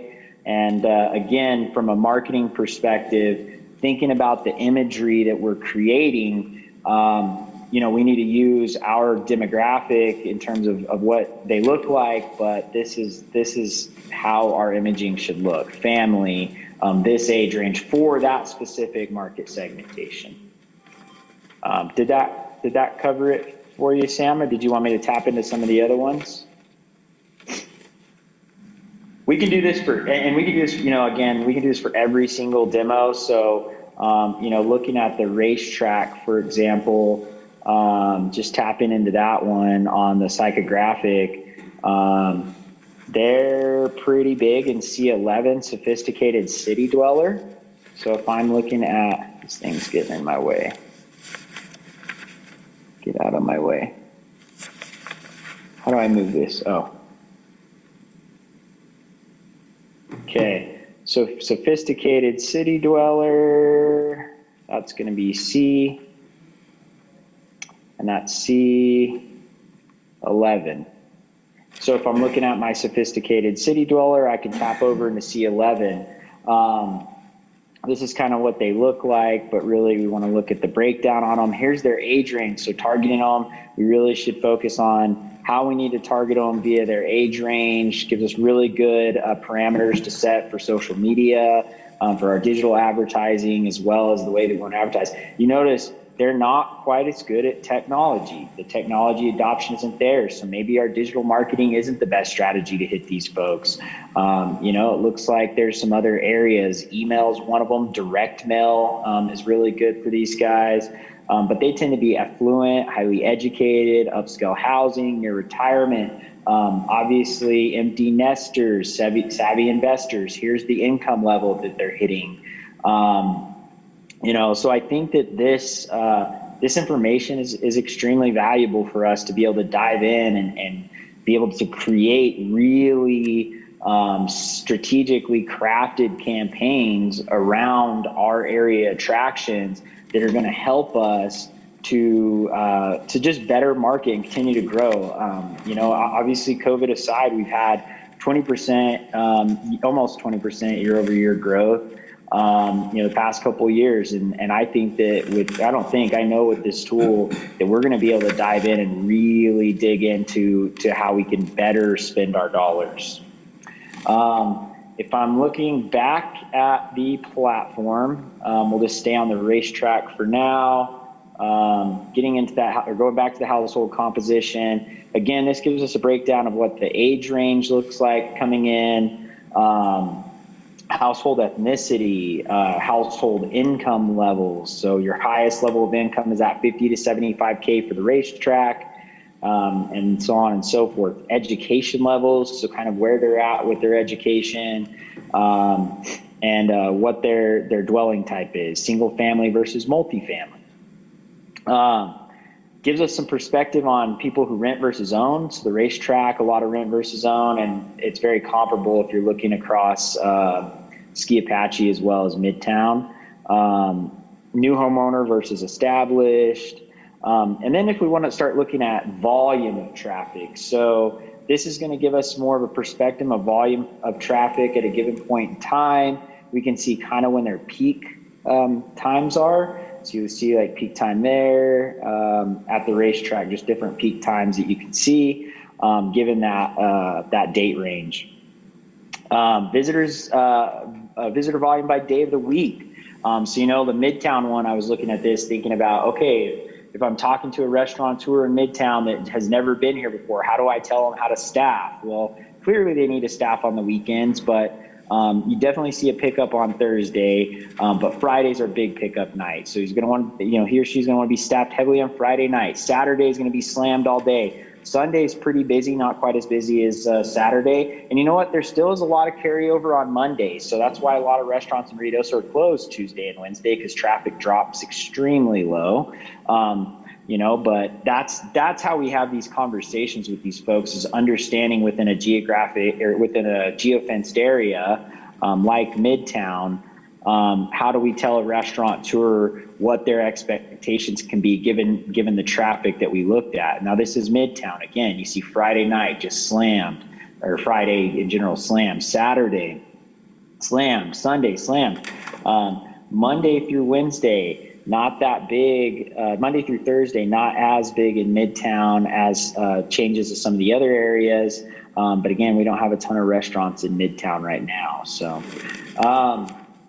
looking at hours of volume by the day, this can get into specifics like hours of volume by the day, tell you where your peak times are, depending on your map, and really help people focus. Again, I'm thinking restaurateurs and these business owners that require staffing, when they need to staff the most people, and just when the most people are going to be there. This is also great for events, just thinking about when we're seeing the most traffic with events. I'm thinking like Ruidoso Downs Racetrack and the Chamber, thinking about throwing the event, the Cowboy Symposium or Cowboy Festival and Aspen Fest on the same weekend. We can look at how Wingfield Park was, look at Cowboy Symposium for previous years, and say, hey, these two events could go really well together because Aspen Fest was busy earlier in the day. The Cowboy Symposium or the Cowboy Fest now is busier at a later time, so you're not going to leach from each other. So we can provide really good advice to event organizers considering multi-events on a single weekend. We can also just get in on the days of the week for the entire year and look, and look at our hot spots. Clearly 2020, you can tell with the lighter green colors, you've got a lot less visitation than we had on our peak weekends, July 5th, July 6th, going into some of our peak weekends when it was pre-COVID. So even comparing January 2021, even though there's limited or not full month yet, you can tell that the traffic has been lighter this month, and I think that's true given the numbers that I've been hearing from retailers in Midtown, even compared to last year. So this tool's very, very robust. I want to stop on this part. I do have some other reports that I want to show you, but I would like to stand for questions. I will say that I'm still digging into this tool. I think that we are just scratching the surface with what we can do with it, but there's a lot that we're going to learn as we grow with this tool. So, Justin, could you just briefly describe you've touched on all things that would be open to businesses, but so who has the availability of this and how do they go about it? So currently Samantha has, if I'm not mistaken, Samantha has the only login for this. We are going to be approaching the Lodgers Tax Board to request funding for a login. Unique licenses for this, or license add-ons for this is $3,000 per add-on. Again, it just gives us a ton of access for like I was showing you, the collaborate versus tourism siloed or community development siloed. So if there are specific departments that think that this would be of use, that would be the approach, was determining if it's a value coming out of their budget, if they have the funding to do it, and then approaching the correct party to make sure that the funding is going to be allowed to go through. So we will be requesting the Lodgers Tax Board approves funding for this at our February 9th meeting. Assuming that they do, we're looking forward to getting our hands on it. But Samantha has been gracious enough to provide me her login, and I can, and you're asking on the community side. So on the internal side, that's how it will work. I will have to get with Judy because she's always slapping my hands because I'm a rule breaker. But I think that's how it all works on that side of stuff. So For the business, they approach, For the business, I'm happy to be a liaison for the business. I know right now we don't have a community, or I'm sorry, economic development specific, person tackling that. I think that would kind of right now be between Samantha and I. I'm assuming that Lodgers Tax approves my my request, which I'm confident they will because they've seen this before and they're very excited about it. But I think that we just need to set up a couple liaison points across across our departments internally. But that's a good question. Okay, I'm glad you asked that question. So on these reports, what is really cool about this is, sorry, I'm moving this again. All I have to do right here is I just have to hit share. Justin, hold on just a minute. We got some questions. Hold on a minute, Justin. I think Samantha has we've been discussing internally on how people would be engaged from the public and whatnot. Yes, that's what I want to know. So this team is going to be putting together protocols on how that's going to be accessed and whatnot. So Samantha, do you want to talk a little bit more about how consultations will be conducted with the public? Yes, so I have shared the login with Jasmine, our events manager, and Justin for Team Tourism. And as businesses contact us, we'll meet with them individually on a one-on-one basis to help tailor our information to them. We're currently working on an implementation plan as we speak, so we can roll this out in the most efficient manner. We definitely don't want to seem like we're not being fair to all businesses. We are able to tailor this data as well. We've provided all of our short-term rental shape files to them, and they've populated the map with that information as well. So on a heat map, we could run and see which short-term rentals are rented more often. And so we've done that in collaboration with our host compliance software. But moving forward, we do have our team put together between Team Tourism, Parks and Rec, and myself. And we're going to continue developing the implementation plan now. Samantha, is there going to be a charge to the businesses for this service? No, at this time, this is one of our main goals is economic revitalization, especially with the huge setback they've all had due to COVID. This is one of the analytical tool that I was talking about in the State of the Village speech. That this is one of the things that Team Tourism and the Tourism Department is going to do to help revitalize and jump the businesses. And so we just need because we're limiting who has the authority to open it up and get what information. Right. But we're opening it up to businesses or whatever. So we're guarding the accessibility tightly, but then we want to open it up to people for their business in general. And he can talk about retail leakage and other things, but I want it very clear on that the businesses will be able to come in and we can basically build it around their type of business and show them how this would benefit them greatly. Mayor? Yes, sir. In the past, I've used this one as a tool in our partnerships that we had set up in Las Vegas. And this tool, it's changed quite a bit. Then it was based more on credit card purchases, but it was the same company. Here they're using cell phone and technology and geofencing. And geofencing, it's basically a geological area that they take and fence off and study. Up there, when we use this tool, we used it for more attracting new businesses into Las Vegas. So it can be used in a recruitment and then in a strategy to help retain businesses.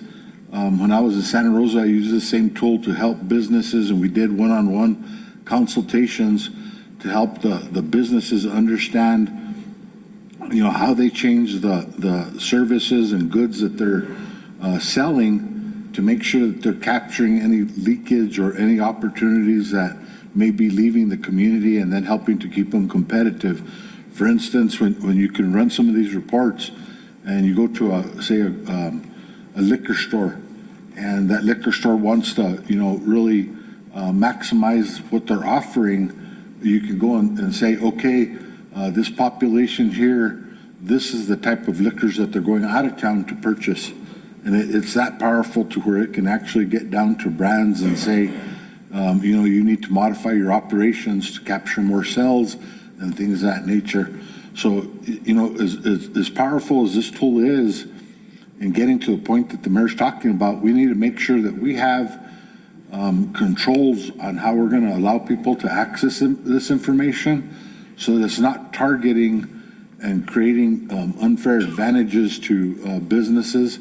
We want to maximize and give them the opportunity to utilize this tool to enhance their business, but you don't want them, creating that type of unfair competition against their fellow local businesses as well. So there needs to be a level of accessibility at the same time maintaining a level of control. Mr. Mayor, Samantha Jackson, in the communication flow of this database, is the chamber involved in this as a stakeholder at all? And if so, how? And not necessarily as a partner in login, but in a sharing of the findings.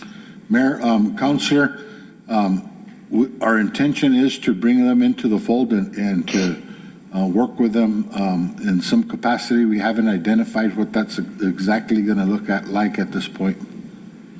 Thank you.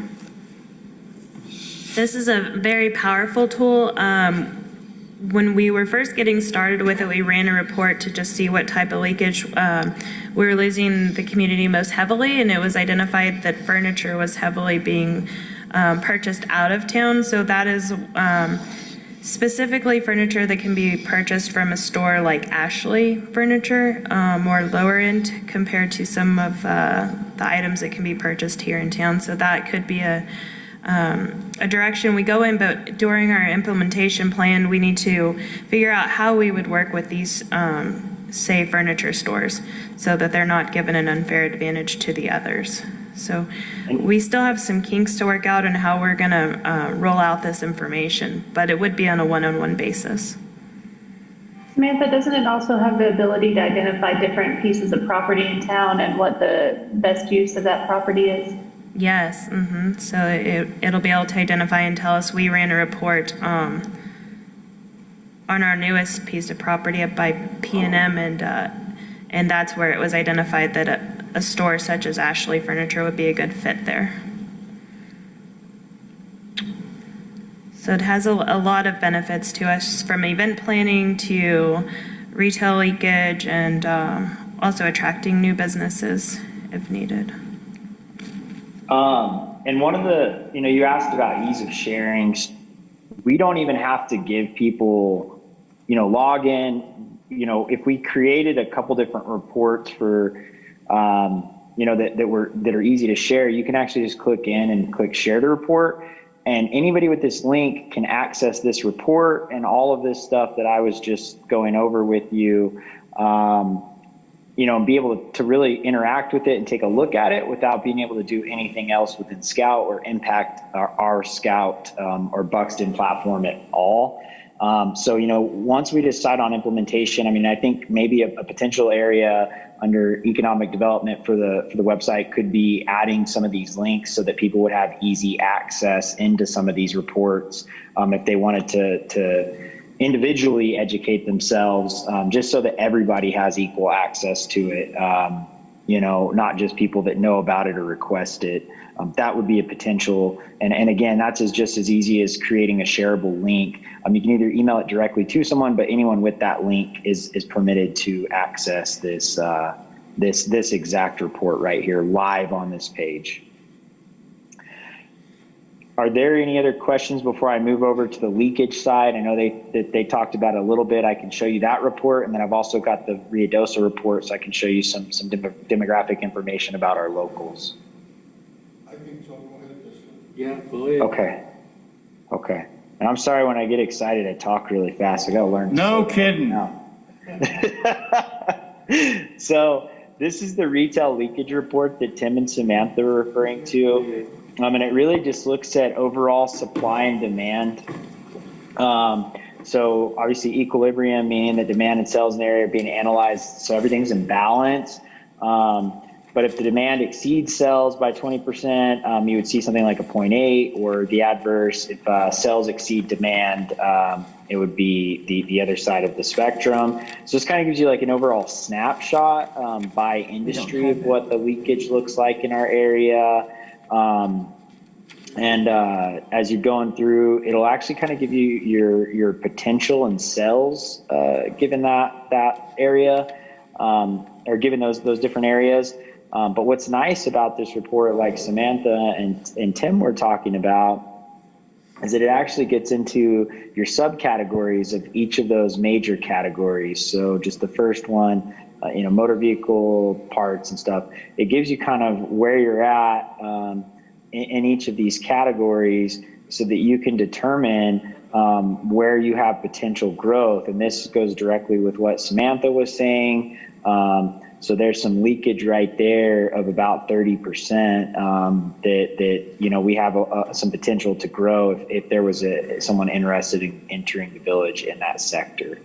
And you can go across every single sector and just look and identify some of these areas where leakage is. And then from an economic development standpoint, this is extremely valuable as a recruitment tool for new potential businesses, and just provides them another level of guarantee that they're making a good decision coming into our community, if they're choosing to do that. So this leakage report's really neat, and I think it's something that we should just continue to update, as the community grows. And I know Jasmine has suggested potentially quarterly updating this leakage report so that it's up to date. And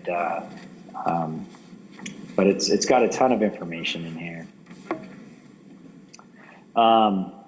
Any questions on the leakage report?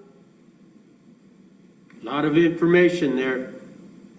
There's a lot of numbers. There's a lot, and again, it's kind of overwhelming when you're looking at it from 40,000 feet. But if you were speaking with, let's say a furniture store looking to come into town, you can go down into that section for home goods, I think is what it's called. Yeah, the home furnishings, and you can really just say, hey, this right here tells you that you could probably open up here and do well. I think it helps them make a more informed decision, and it gives us some leveraging capabilities to help them make that decision.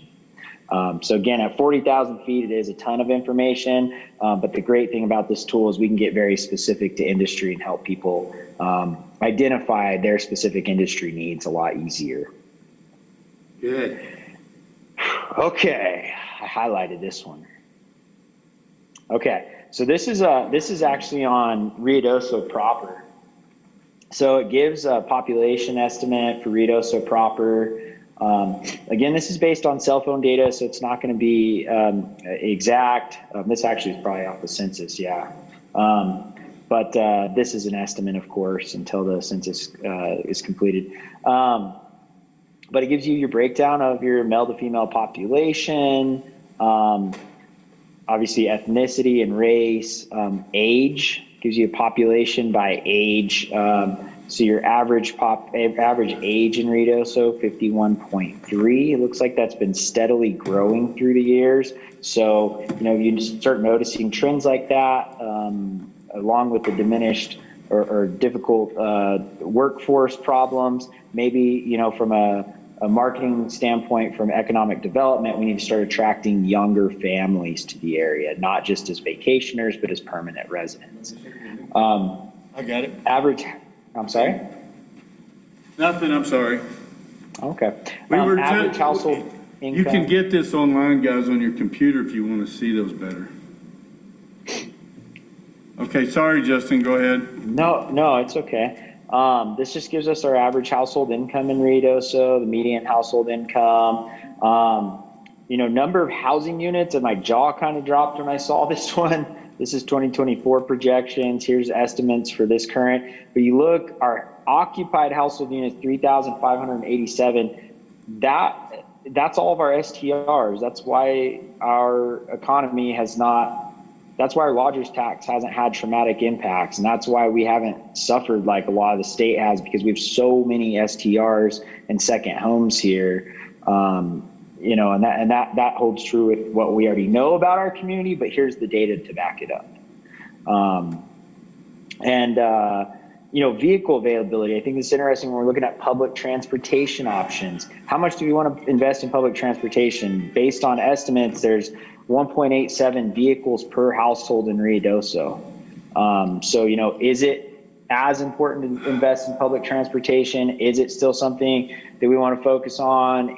How do we make these decisions? And this tool gives us the ability to kind of analyze the information we have at our fingertips, to analyze that and to make really informed decisions when we're moving forward.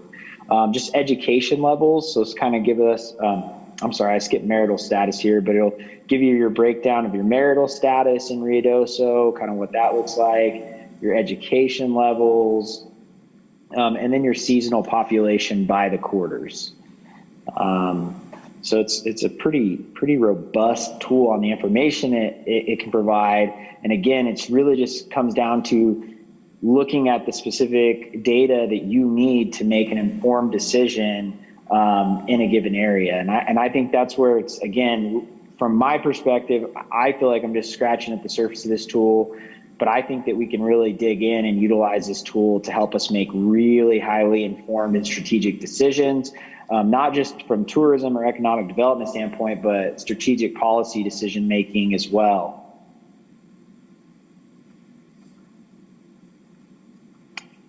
I don't have any other reports to show you. That's about all I have, and I think I've used up more time than I was supposed to.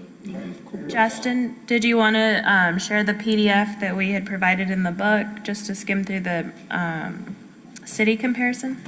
Do you happen to have that available? I don't have that available. I apologize. Of course I do. Yes, sir. Okay, I'm going to stop screen sharing. I can answer any questions that you may have if there's any other questions that I didn't get to. Mayor, I'd like to hear from Carrie and Kelly just to see what their perspective is on this platform. Okay. From a digital advertising perspective, we had some idea of like when the snow's bad, Midtown's busier, or when and you saw it on the graph that Justin was showing earlier, where this summer, there wasn't as much traffic at the racetrack, but the traffic in Midtown was higher. Not as high as the year before, but higher. So it's nice that we now have the actual data to back up some of those theories and things we had heard from our businesses and lodgers in terms of when they see traffic and when they don't. But also, like Justin was talking about, in terms of targeting, we, again, know the areas that we have people coming from and where we're trying to attract people from. But to get really specific in terms of those demographics and psychographics is going to be really powerful, especially as we're going out of COVID and it can be more proactive in terms of attracting people from a tourist standpoint. So I'm excited about it from just the amount of data that we have. And I think too, the other thing that is exciting about it is the ability to see the areas of potential growth. Because, I think that those of us that have been around for what seems like forever, we do have a pretty good idea of who our core audience is year over year. And we know that it does change from a little bit here and there, but to be able to look at those other groups that do present areas of growth and other regions that, we can target. And, Justin has done a good job at targeting Arizona. And, I think when we look at the heat maps and we can see, that we do spread out into Southern California. And so I think that that's what excites me, is being able to identify the areas of growth, of potential growth. So I'm very excited about having a tool this powerful. One thing Justin and I had talked about was during our Lodgers Tax meetings when event coordinators come to request funds, we'll be able to look and see what the historical data is showing and how big of a success that was compared to some of the analytics that we're able to see. Mayor, Rodney and Jasmine, are you guys on? Yes, sir. I know that you all taking a look at this as well, so from your perspective? Yeah, I'd like, As far as when we move forward on attracting events, we can utilize the information from the past. All of the demographic information, as Justin showed in the presentation, of who we can target our marketing for events, because that's going to be one of the Parks Department's main goals, is moving forward and how we can revitalize the economy through events. I don't know if you want to add more to that, Jasmine. The only thing I would add is I am excited to kind of look at the calendar and fill the holes with some of this data that we can see, and just, not that there's a lot of space on the calendar, but it would be nice to have something going on during some of those downtimes to hopefully increase some traffic.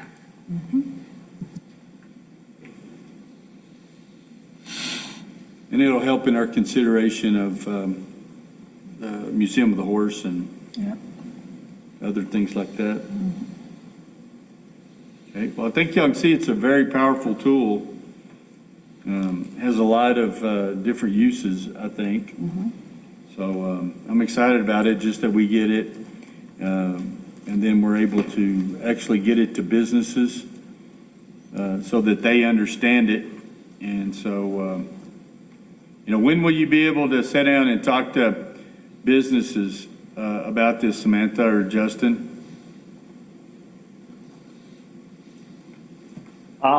I think that we really just need to make sure we put together that implementation plan, but we can work on that and really get that put together and solidified. And once we do that, it's ready right now, realistically. I still think that we need to get a little bit more versed in the data and learn the tool better, but a lot of that just comes with working through it. So again, for me, it's just making sure that we've got a really solid implementation plan in place to ensure that it's being distributed fairly and evenly, and also that our information is accurate for what people are requesting. Okay. All right. Well, thank you, guys. Is there anything else? Anybody have any other comments or questions? Are you impressed with it? Very impressed, yes. Money well spent. Yeah. And this will help us compete, not only beef up our own businesses, but compete with our regional competitors, statewide competitors. Gives us a leg up. So, we're not going to be doing presentations at the State Tourism Board, are we? No, yeah, we can. I want to make sure that, we keep it as close to the vest as we can and market it to our businesses. And I know I've received calls of people potentially coming to the village, bringing businesses and new ideas, that this will be a good tool to maybe land some of them. But our initial goal and focus is to support the businesses that are already here. So we're excited about it. All right. Thank you, guys. What do we got next? Appreciate your time. Thank you. Mayor, next we have Jerry. And Mayor, are we going to have to finish at noon? We can. Let me check with shipping. Okay, he's going to check with the boss.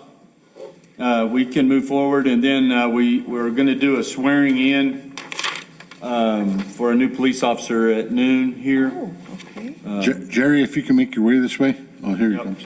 But we can just move on as however you would like to do it, Jerry. And Mayor, what I was going to suggest, that if Counselor Salas is able to stay, is that, maybe we just continue to work through lunch if he is able to stay. Yeah. If not, we can take a short break at 1, and then you could take care of your business, and then once we get a quorum, we can proceed forward. The other alternative, and it's up to you, some of the ones that we don't visit with today, we do have a workshop set up for next Tuesday for our regular workshop meeting, and we can defer the remainder of the discussion until that day. So whatever works for you, Mayor and Council. because I know he may have to leave, and then I've got that appointment at 1 that I have no idea how long it's going to take. And I thought we were going to be through at 1. That's why I So told you. let's see what the counselor says, and then whichever way the council prefers, but we I do don't have think there's a that. problem working through lunch. And Yeah, we do have that scheduled workshop next week as well. That's for the regular meeting, but there'd be no problem with adding this in as part of that discussion. All right, what page is Jerry on? 28. 28. I think we have to go back up to the, what was it, 28. 28? All right, Mr. Jerry. Mayor, councilors, managers. I'm sorry I had a lot going on this morning, y'all. Well, we've moved the schedule around on you, so. I'm sure y'all's heard by now. But mine's easy and simple and pretty quick. Okay. We haven't discussed that, but just since you brought it up, Jerry, you know, Jerry is having to work with his resources, his human resources and impact from the COVID. So he's you know, managing and working through those problems. The shortages, labor. Challenges. 2 more this morning. Was that 4 or 6? 5. 5. And that their wives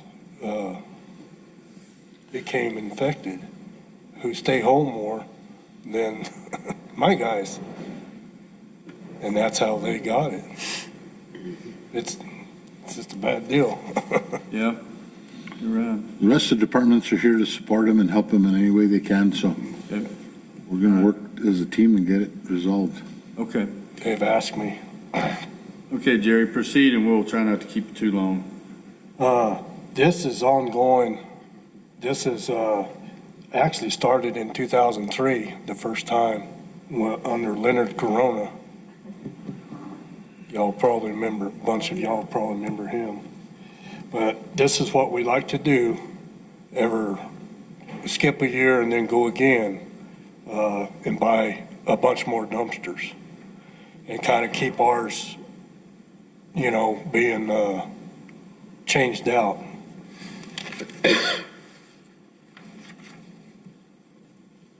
Any questions on that?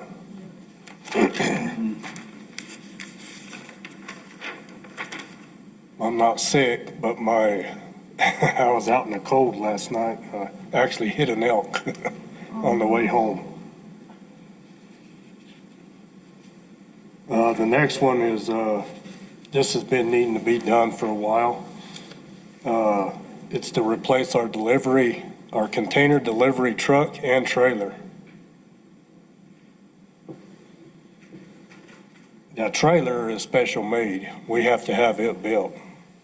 My plan on it is to have it built with parts off of my grapple trucks, the outriggers, the hydraulics, the in and out cylinder, everything, the rotating motor will be same parts that I use off of my grapple trucks, which is what we've already keep in stock.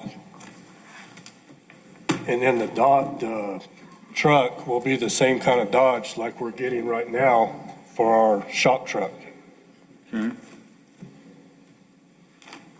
Any questions on that? So the trailer is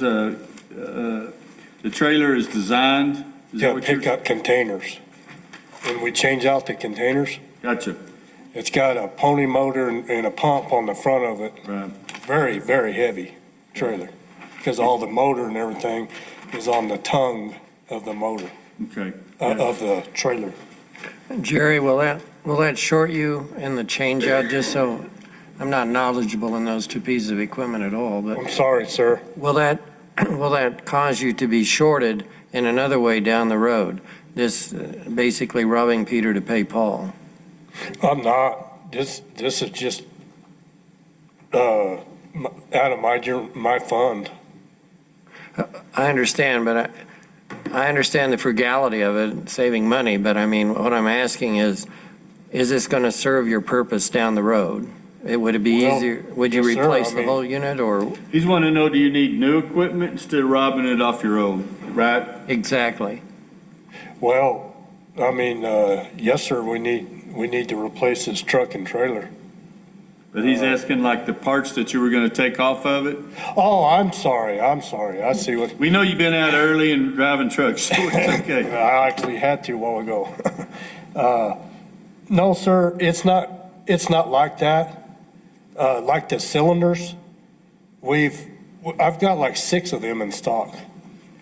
Trucks that we've had in the past, I pull a bunch of stuff off of them before they leave us. So I take them to a machine shop and they're rebuilt. I have them in stock. These hydraulic motors, I keep a few of them in stock.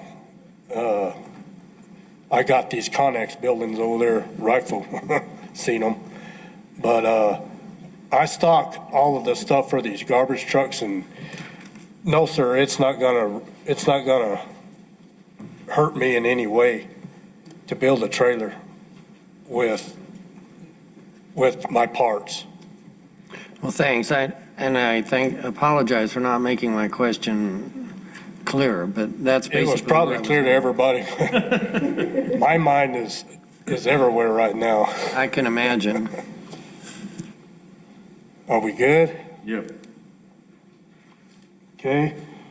And then some of the council has asked about this, so I decided I would put it in the plan of having roll-offs in places where citizens might be able to dump their trash. Like a couch or something? Water heater? We have talked about Rifle, and some of them have talked about maybe that would help on our illegal dumping. Correct. It's pretty bad. Yep. Did you have something wrong? No. Oh. I appreciate it. Maybe it'll keep some of the trash out of my roll-offs. Yeah.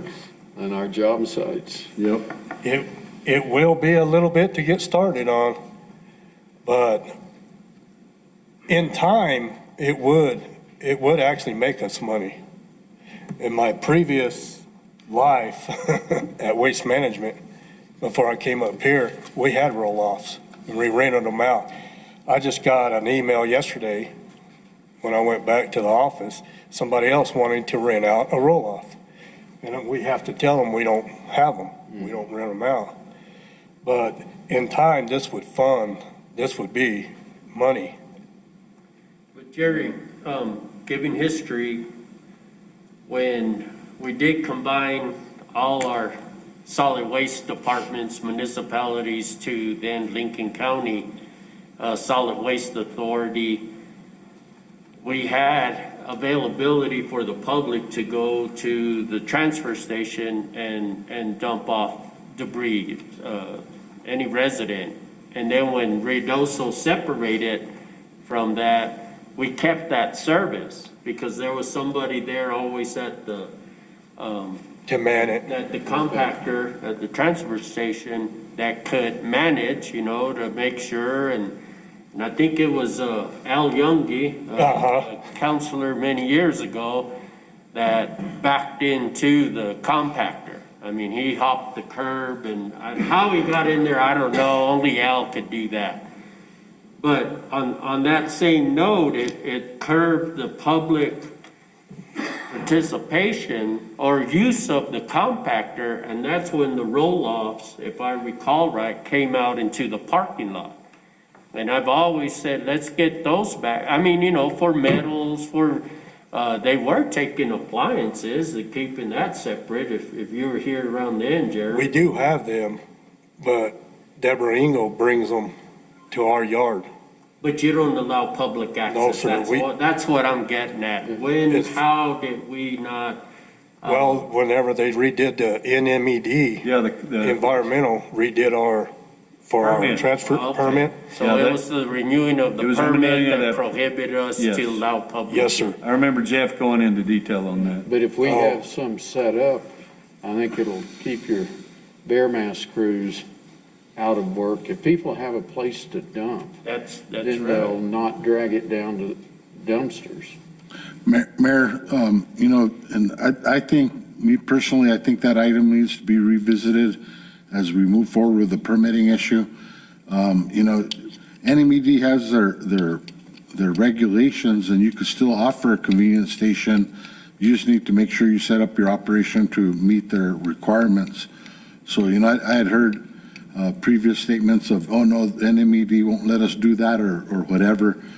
It's not that they don't let you do it, it's just that you need to meet the regulations as you move forward. So, I think we need to revisit that item and consider making sure that we have convenience stations set up for the community.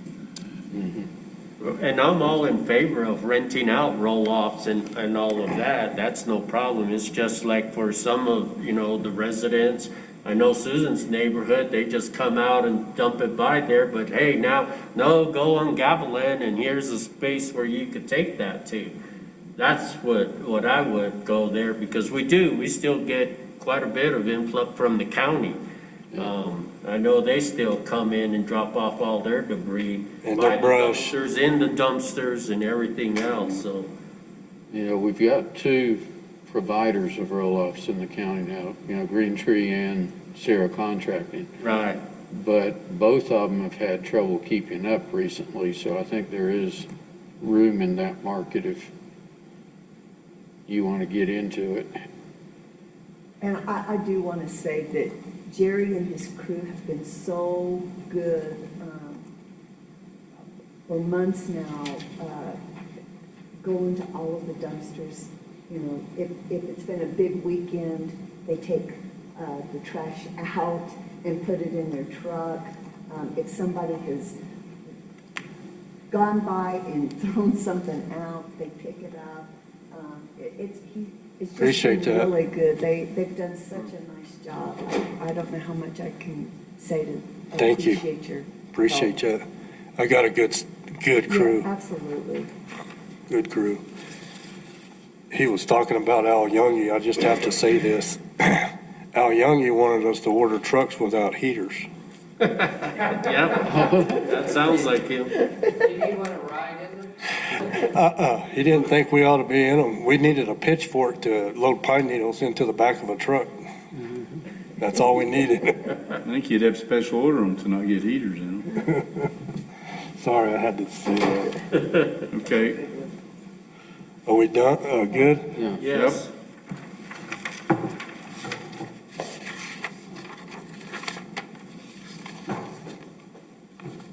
And then this is just ongoing.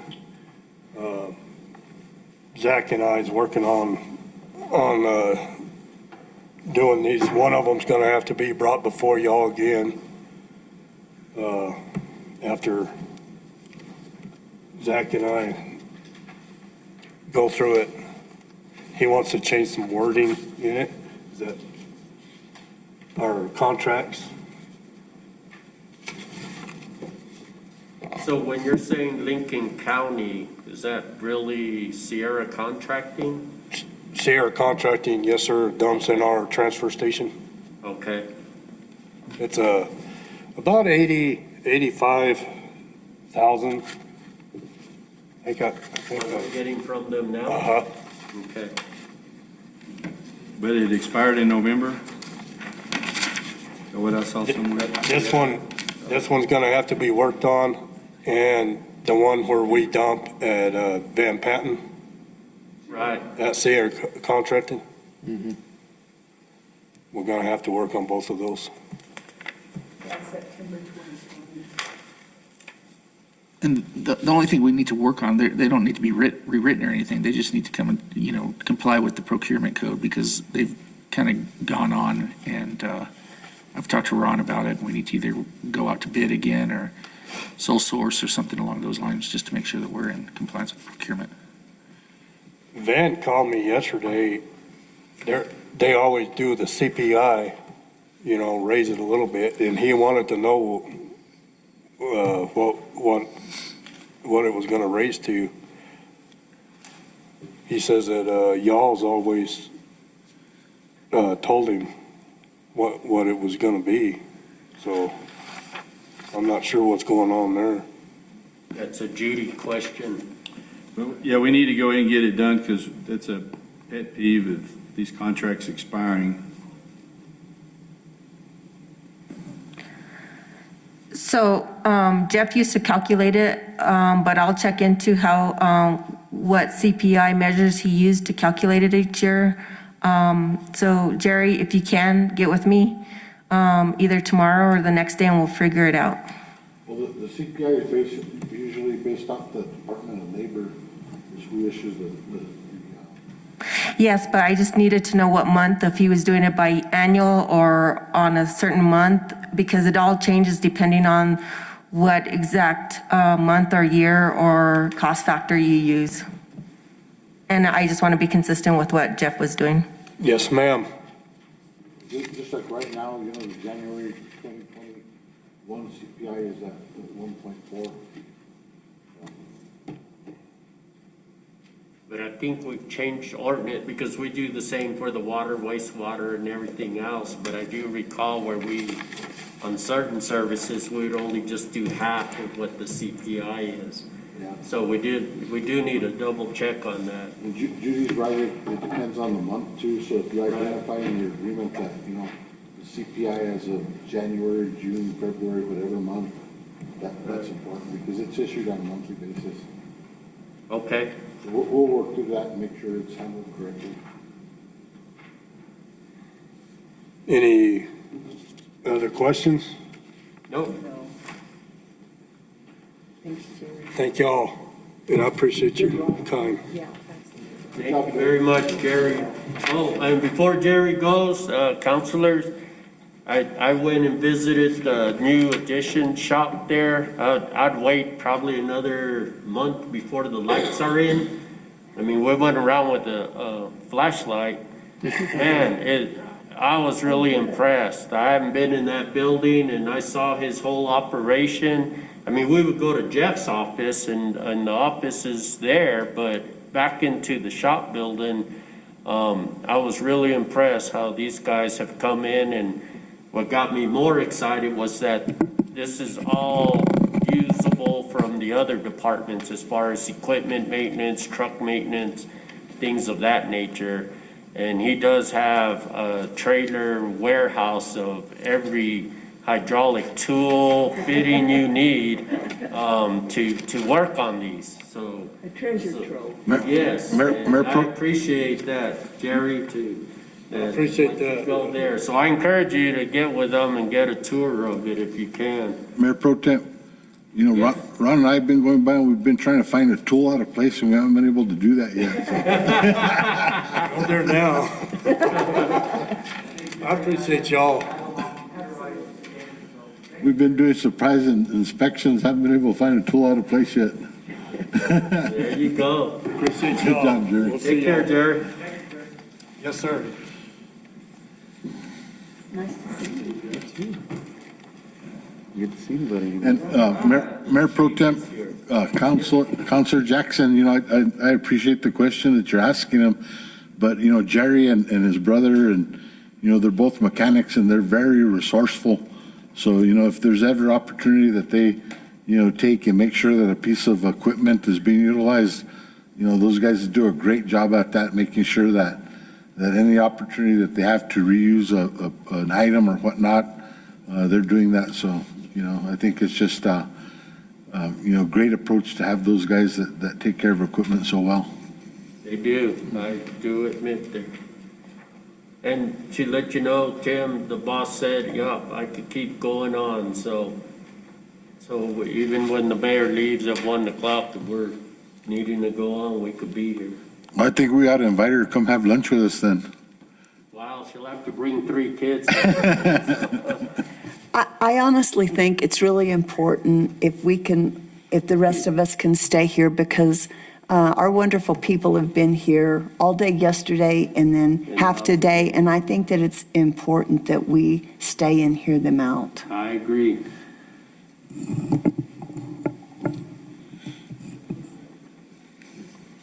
Well, Chief, Are we ready? you starting to present? All right, do we want to wait on the mayor? No, No? let's keep going. Okay. Well, counselors, managers, thank you for this opportunity, for hearing us out and spending the time and the hours to rummage through all this and help us make the decisions to keep the village successful.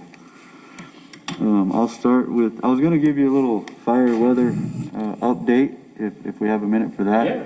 So, of course, you all know, I mean, you can see that we've had a above average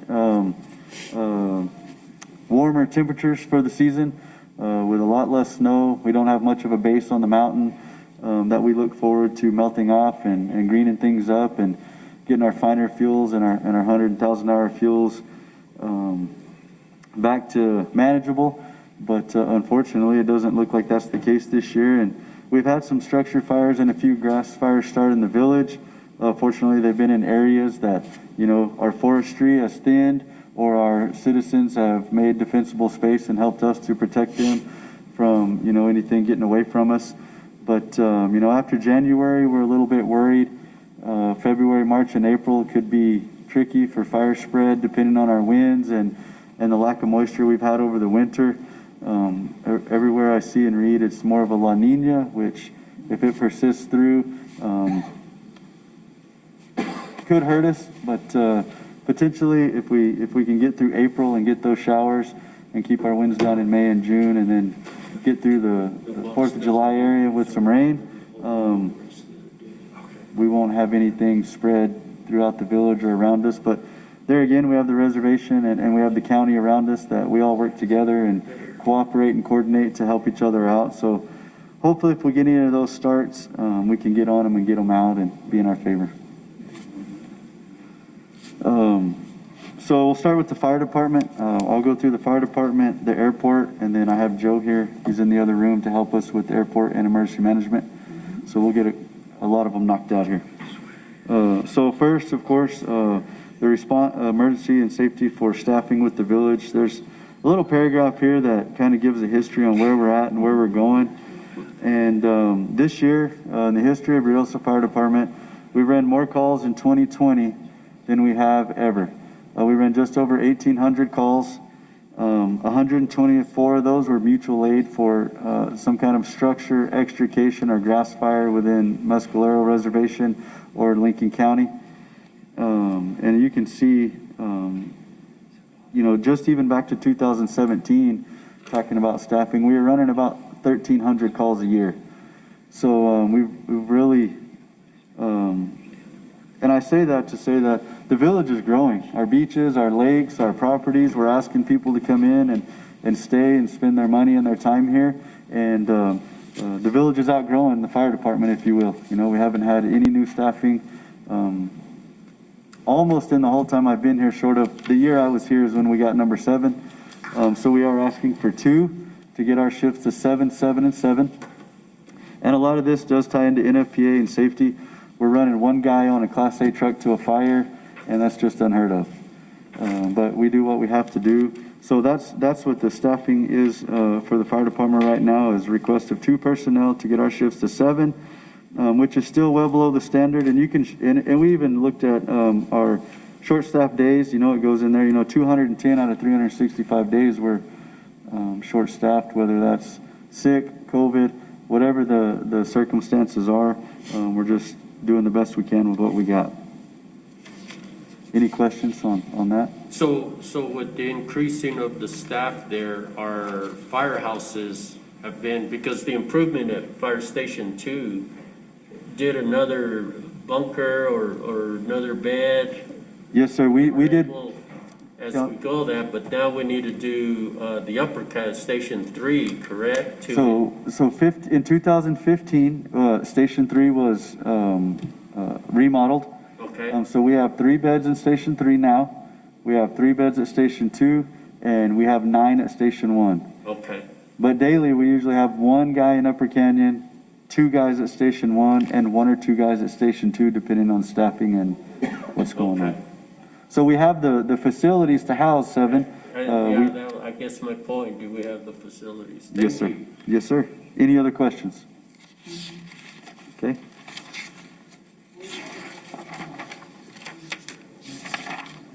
So our second one is our ISO. Of course, this is a big one for us. This is based on safety and funding for what Ruidoso Fire does for structure fire suppression in the village. We are number 2, which the number 2 has really helped us in the way of funding through state fire. It has saved our citizens a ton of money through insurance premiums. So we're striving for a number 1. We work on this year round. We have a full report on our ISO number 2 that we received in 2000 and end of 16, 1st of 17, I believe is when that was. Some of the major factors of points that we lost to get to a 1 to save more money and potential funding is, of course, staffing. We lost points on staffing. Our Our dispatch, which we're comfortable that with our consolidated dispatch efforts, we're going to gain some points there. And then potentially, working into when we get into the airport, how the departments work together, and that's going to help us. So, with water, our response, communications, those are just some of the big ticket items that serve us the most points for that report. And I do believe we can get to a number one. With some staffing and our dispatches combining and our hydrants and water and what we're doing and possibly some of the new trucks that we may see over the next couple of years, I believe we can get to a one with a little bit of help. That'd be great. So we're going to keep that as a priority goal to get Say there. one? Yep. Awesome. But it requires the staffing, Yeah. so. Which, and there's, we've, talking with the manager and Judy, there's some ideas, of course, with the airport and some of the things that we have going on. We are doing RMP, which we'll talk about for resource mobilization. That's where when we go out on these fires that we're going out anyway, we're able to get paid now. So that's helping our equipment and our staff. Any questions on the ISO?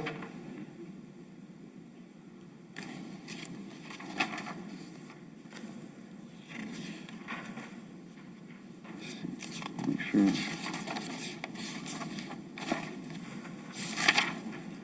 Number 3 is adopt and implement our 2015 fire code into the village.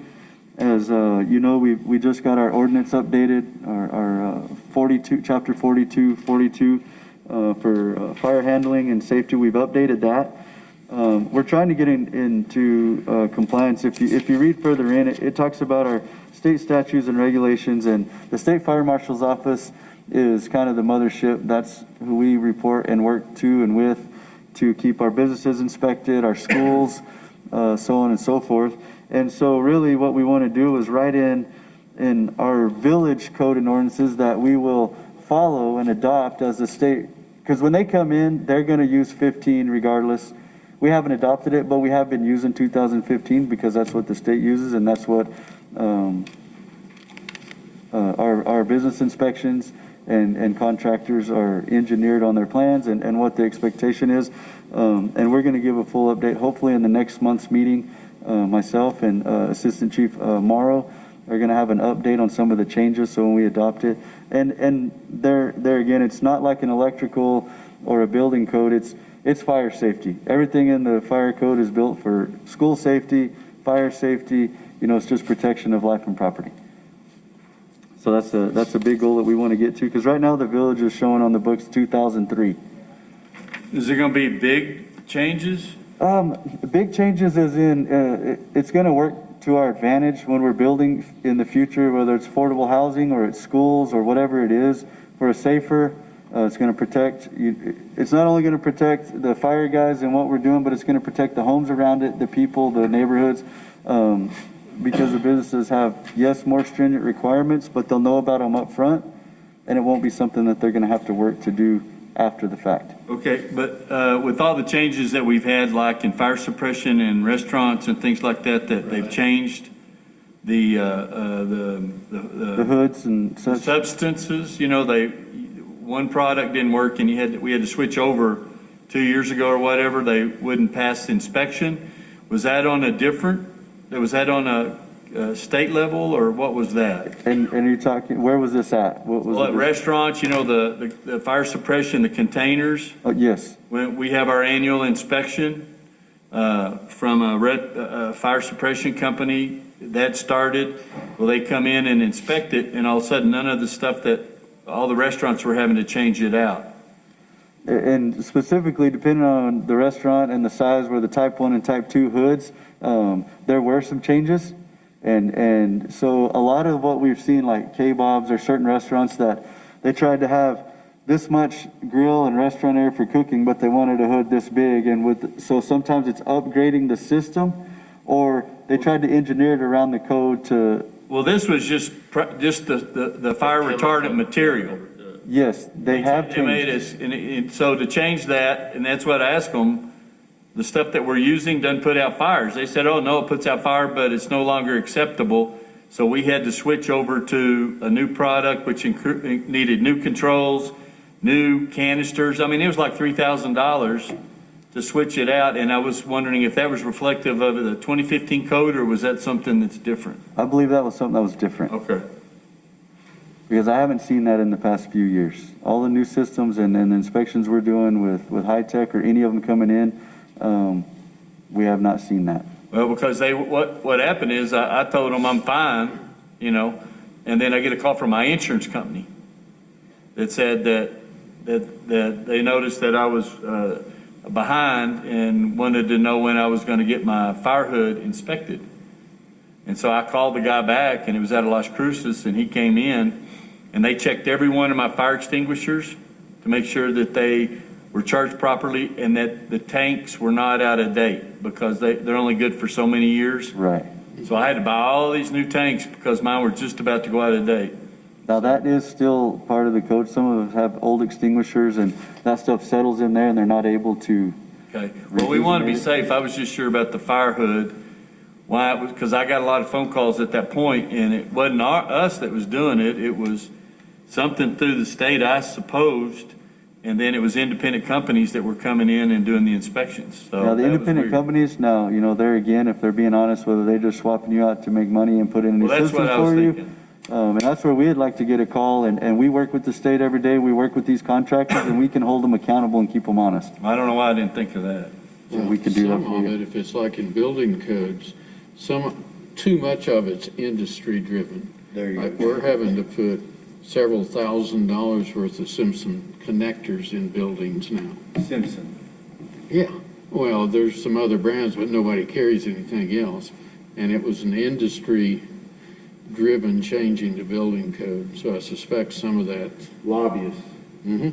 And so the building code is already 2015, and this is just going to mimic and mirror that from what everybody's already reading and understanding. We're just going to adopt it and make it official. Okay.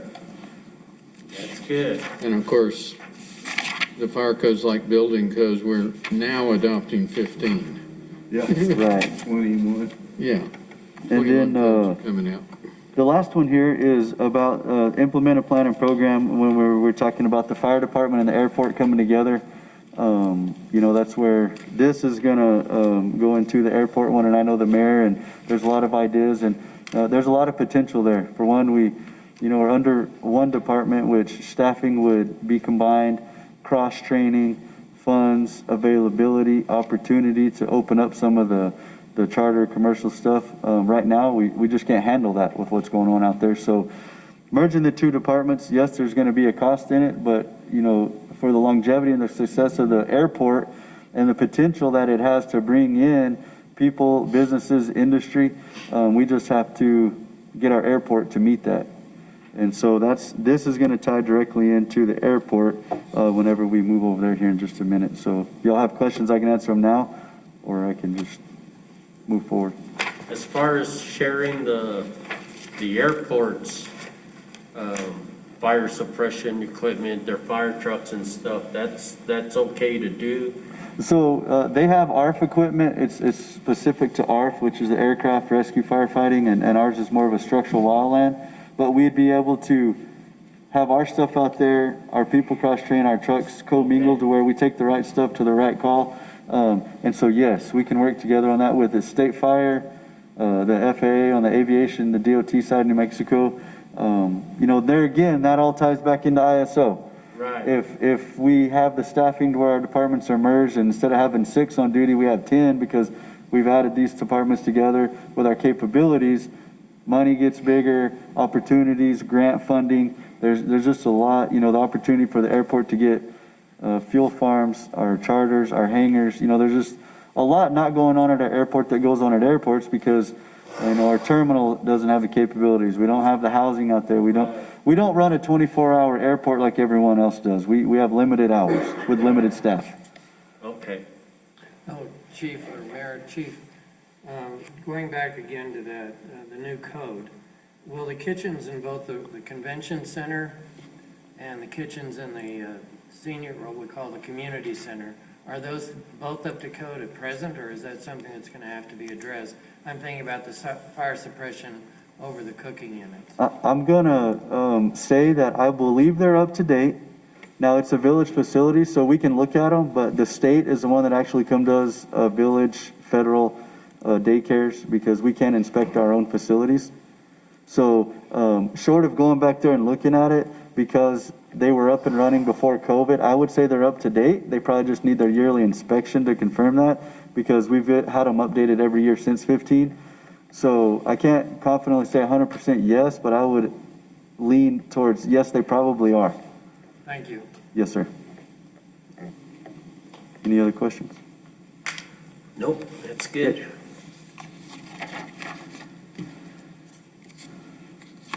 So we'll jump over here to the airport.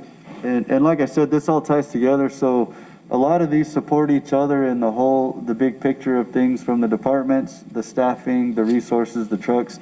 The airport right now, they have 4 line techs, and the 4th one's been a little tricky in 2020, going back and forth with COVID. We've worked most of the year with 3 line techs, and fortunately with myself and my department helping them out, we've had some guys that's worked out there and was able to go and back up during the day or help them with fueling and such. But if you look at those numbers, I don't know if everybody really knows how busy that airport is. You're talking about Sierra Blanca Regional Airport, and in 19, before COVID, over 5,200 flights in a year, in and out of there just during the day while our guys are there. And that's 3 and or 4 personnel trying to handle that. And so when you talk about service and fueling and tie downs and charging and all the things that we do in and out of the hangars, and pilots, they're picky for a good reason. It's life safety. It's, there's a lot that goes into it, from the fueling to the tie downs and the wind and everything going on out there with the electronics. We have to keep that airport in top-notch shape for the FAA on our 139 inspection that comes every January, February, and we're getting ready to do that, and we'll talk about that here in just a minute. So as far as staffing, whenever we're talking about the airport and the fire department, they are separated to show what the need is for each one, but I show on the org chart, if you look at the org chart, everything in red is an addition, but it shows the whole structure on the org chart, to where if we were combined, that's what we would need to make it run, and that would be a 24-hour, 7-day-a-week operation for fueling and flights in and out. No more overtime for on-call, no more call-outs and things like that. So just little things to think about. But in the long run, that would be more fiscally responsible, because then the overtime, doesn't that end up costing us quite a bit? Sometimes it does. I honestly think it would be more of a wash because of what you need to meet the requirements out there and get your commercial or charter flights with all your rentals and your shuttles in and out, to put the airport where I think the mayor and the council have kind of led to, that there's big opportunity out there. Yeah. But if we don't put something back into it, from 1987, like y'all have been talking about asset management and Councilor Coughlin, it's only going to get worse every year until we... But you're right, Susan, that one of the factors that was pushing us in that direction was all the overtime and the shortages that we had out there currently with the airport. And when, I forgot his name, moved. Parker? Sean. So how much additional staff are you talking? So we're talking, what I'm asking for fire and airport to merge would be 10 on duty every day. That would leave you 3 out there and 7 in town. But if you're short, there again, the cross training and Right. You're not paying overtime. You're just going to move some guys around and kind of do the shuffle. So how many additional do you need? I have to look. Let me look on the org chart. I want to say it's I looked at there. 6. I'm not for sure. Of the 4 linemen. Or at least on the. So you're looking at 3, 4, 7 Between the two? between the two. Okay. 7 additional. Additional between the two. So that, when we were on fire, when you said 7, that's also including the airport. Right, so right now we run 6, 6, and 7 throughout the day, and a couple of line techs, and there again, the fueling and the service, there's not able to meet, as many flights as that I'm telling you about. That's where the struggle is with customer service out there. Is it's only 8 or 9 hours a day or 10, and they get called out, and then they're not able to get to all the planes coming in, especially in the summertime. Right now, it's not as bad, but in the summer, you might have 30, 40, 50 planes sitting out there on the tarmac, and 2 or 3 guys are not going to get to them, and they want to be serviced. They want luggage, they want rentals, they want fuel, they want to be catered to, and we're not able to do that. It's just, we can't. We've tried.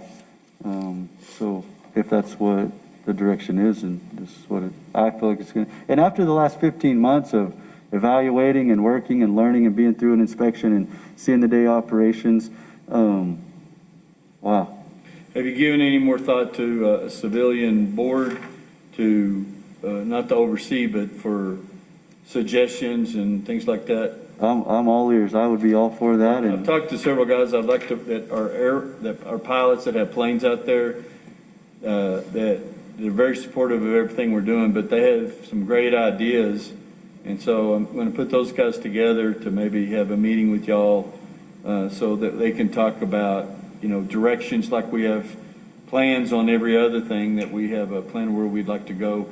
Because I think that we could have more covered parking that would rent out all the time. We have waiting lists for hangars and parking, and we just, and I'm excited about that and what you have for that, because I feel like it's probably the same thing we're thinking, and it'll support what we're already seeing out there for the potential of hangars and the land leases and the rentals. And there's a lot that could be done, but it takes people and money. It's, do you want this service? Well, this is what it costs, and if you want that's this. what I mean. We need to really look at our level of service and get a plan out there. We have never done that. Right.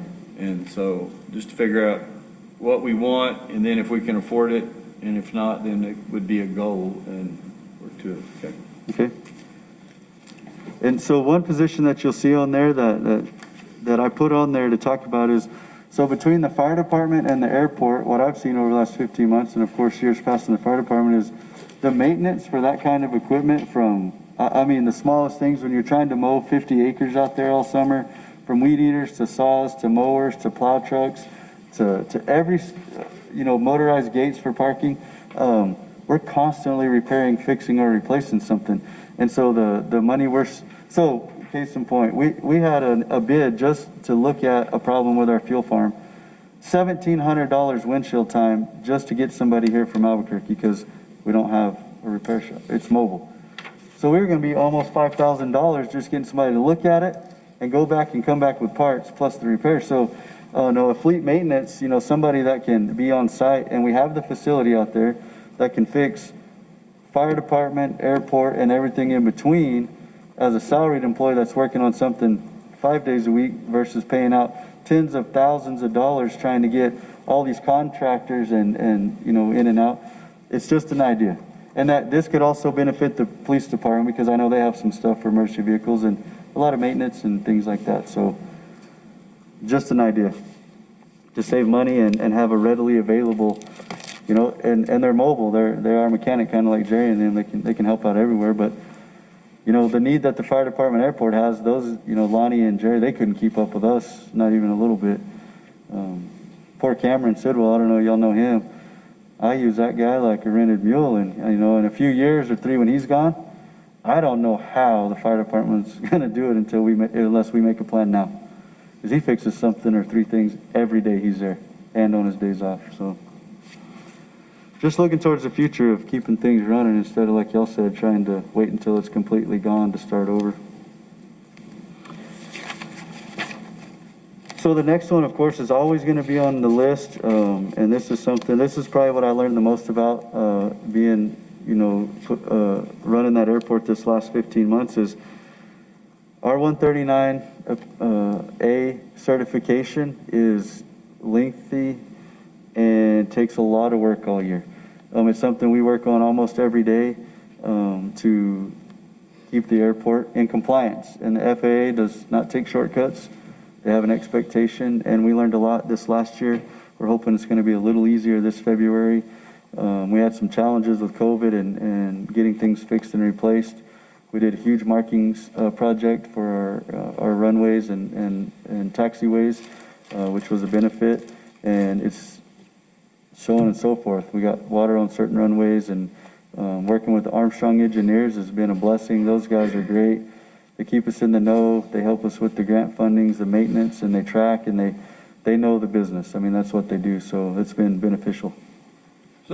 But on the employees, you were talking about 7, but you're still talking about additional folks for the summer that could do the mowing, or are those the same guys? No, you're talking about? just consistently having 3 guys out there each, so we would run shift work just like we do, so you would be out there 48, and you'd have those 3 guys for the 48, and, you know, they'll be able to fuel, and right now, you ask for 3, or you have 3, but that's all you have is 3, so trying to keep 3 7 days a week, we're always shorthanded, we just can't get to the mowing, or the fences, or the wildlife, or whatever that is, it's. But that's what he's asking. With the additional 3, you'll be able to get to the fencing, the mowing, and all that. Right, yes, sir. Okay. And with the cross training there again, if somebody's off at the airport, these guys can come from town and go straight out there and know exactly what to do and how to do it safely. And you'll be running any EMS service from out there? All of it. We'll be able to do structure, EMS, wildland. We'll be able to provide all the services inside the airport and around it for the protection of everybody that flies in and out. The military that comes in, that, you know, they ask about, you know, medical and fire, and, you know, they want to know that it's there, and then they use us and they buy fuel from us, so it's. Is that building operational out there that we moved in? Unfortunately, no. Well, do you have a facility, that building won't work, but do you have a facility for the mechanic shop if you get it? Yes, sir. There is a pit out there. There's 4 bays. Short of putting a lift in for, you know, 3,000 to 5,000, we can make that work for fleet maintenance. Okay, great. And that building that you speak of, it's not a total loss. It could, you know, a roof and some little construction here and there. I feel like don't quote me, but I feel like for, you know, roughly 20 or 30,000, that thing could be livable and usable and house fire and line techs, no problem. And it's in a good location. About that free building that we spent Yeah. 10,000 or 14,000 To moving? move it there. I thought it was still the government. I thought it was still the FEMA's or wherever. I mean, they just loaned it to. It's like all the ones that they gave to Mescalero, right? Yeah, they gave it to us. The key is we had to go pick it up. And we picked up Okay. 2. We have one down at shooting range, which That's right. was in poor shape last time I saw it, which has been a year or 2. And then this one, I thought we had already figured on how to put the roof on it and get it where overnight air pilots can spend the night. And that's another part of it. There's not a place for them in the terminal and the house, so whether we choose to put that for them and do something else for, you know, employees, it's just whatever the direction and money allows. So we'll keep the 139 up. And then that just leads right into, you know, we talked about our shuttle services and our charters. We get requests. We have one right now that wants to come in March that we visit with and make sure that we can land a 737 out there. So we're checking weights, but we have a big, nice airport that allows for big aircrafts, and we just can't accommodate them once they land. We don't have what they need, you know, shuttles, rental cars, facilities. We just don't have that. And we need to talk to tourism, because that's one of their highlighted outdoor activities, and see if there's not the ability to do something with lodgers tax or grants because of the fly-in drive-ins and stuff like that, and being able to shuttle people to town, like you said, and get them back out there, because I know that's a big deal. You know, and unfortunately, last week I spoke with Ron, Senna, and Bertha. We got a letter, and Joe was given a heads up out at the airport. EAN Holdings, they're closing the doors. They're taking all their cars that they have in town and at the airport. They've Is that Enterprise? Done. Out of Roswell? Or out of Alamogordo? Joe, is that Alamo or? It's Alamogordo. They're out of Alamogordo, Mr. Mayor.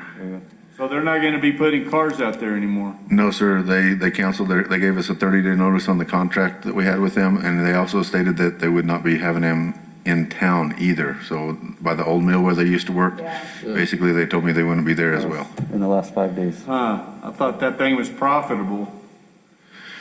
I know through the COVID, they didn't have anything out at the airport throughout this whole last year because of COVID, so I don't know if that's one of the reasoning behind that, but I know that's what they were doing, was not bringing any cars up here due to COVID. Okay, would you do some checking and find out what our other options will be? Right now we have, yes, sir, right now we have Ruidoso Rent-A-Car. Luis, he brings cars out there to us. He's got 13 or 14 cars available at this time, and I've already started talking with him about trying to get more cars available, and he's agreed that he will be able to purchase more cars for that. And we also have Hertz down on Alamogordo. If a person has their gold or platinum service, they can reserve a car through Hertz at this time, and Hertz will deliver one from Alamogordo to the airport for them. So I've already started working on some of that. Awesome, thank you. And that has been a big struggle. I know I've talked to Manager Dodge and Mr. Sino over the summer. There's people that come in and they're like, we're stranded. There's nothing y'all can do for us. Like, give us a ride, get us a hamburger. Like, there's a lot of things that we worked through all summer, and they were doing pretty good until COVID hit, but I think that's what put them out. What about some of the The shuttle type Uber, services yeah. that we have in Ruidoso? Well, we talked to the Zia about it, but there wasn't enough to have it consistent. It would be an on-call. And then we talked to Shuttle Ruidoso, and they'll set it up, but it's a one-off type deal. And then our buses, I don't know if they're in that great a shape, and then you'd have to have a driver. I was just wondering, I know that Dan Limberley has a shuttle. And it ain't cheap. Yeah. Like $400, $500. And some of the shuttle services, you call them and they're like, yeah, we'll give you a ride. Where do you want to go?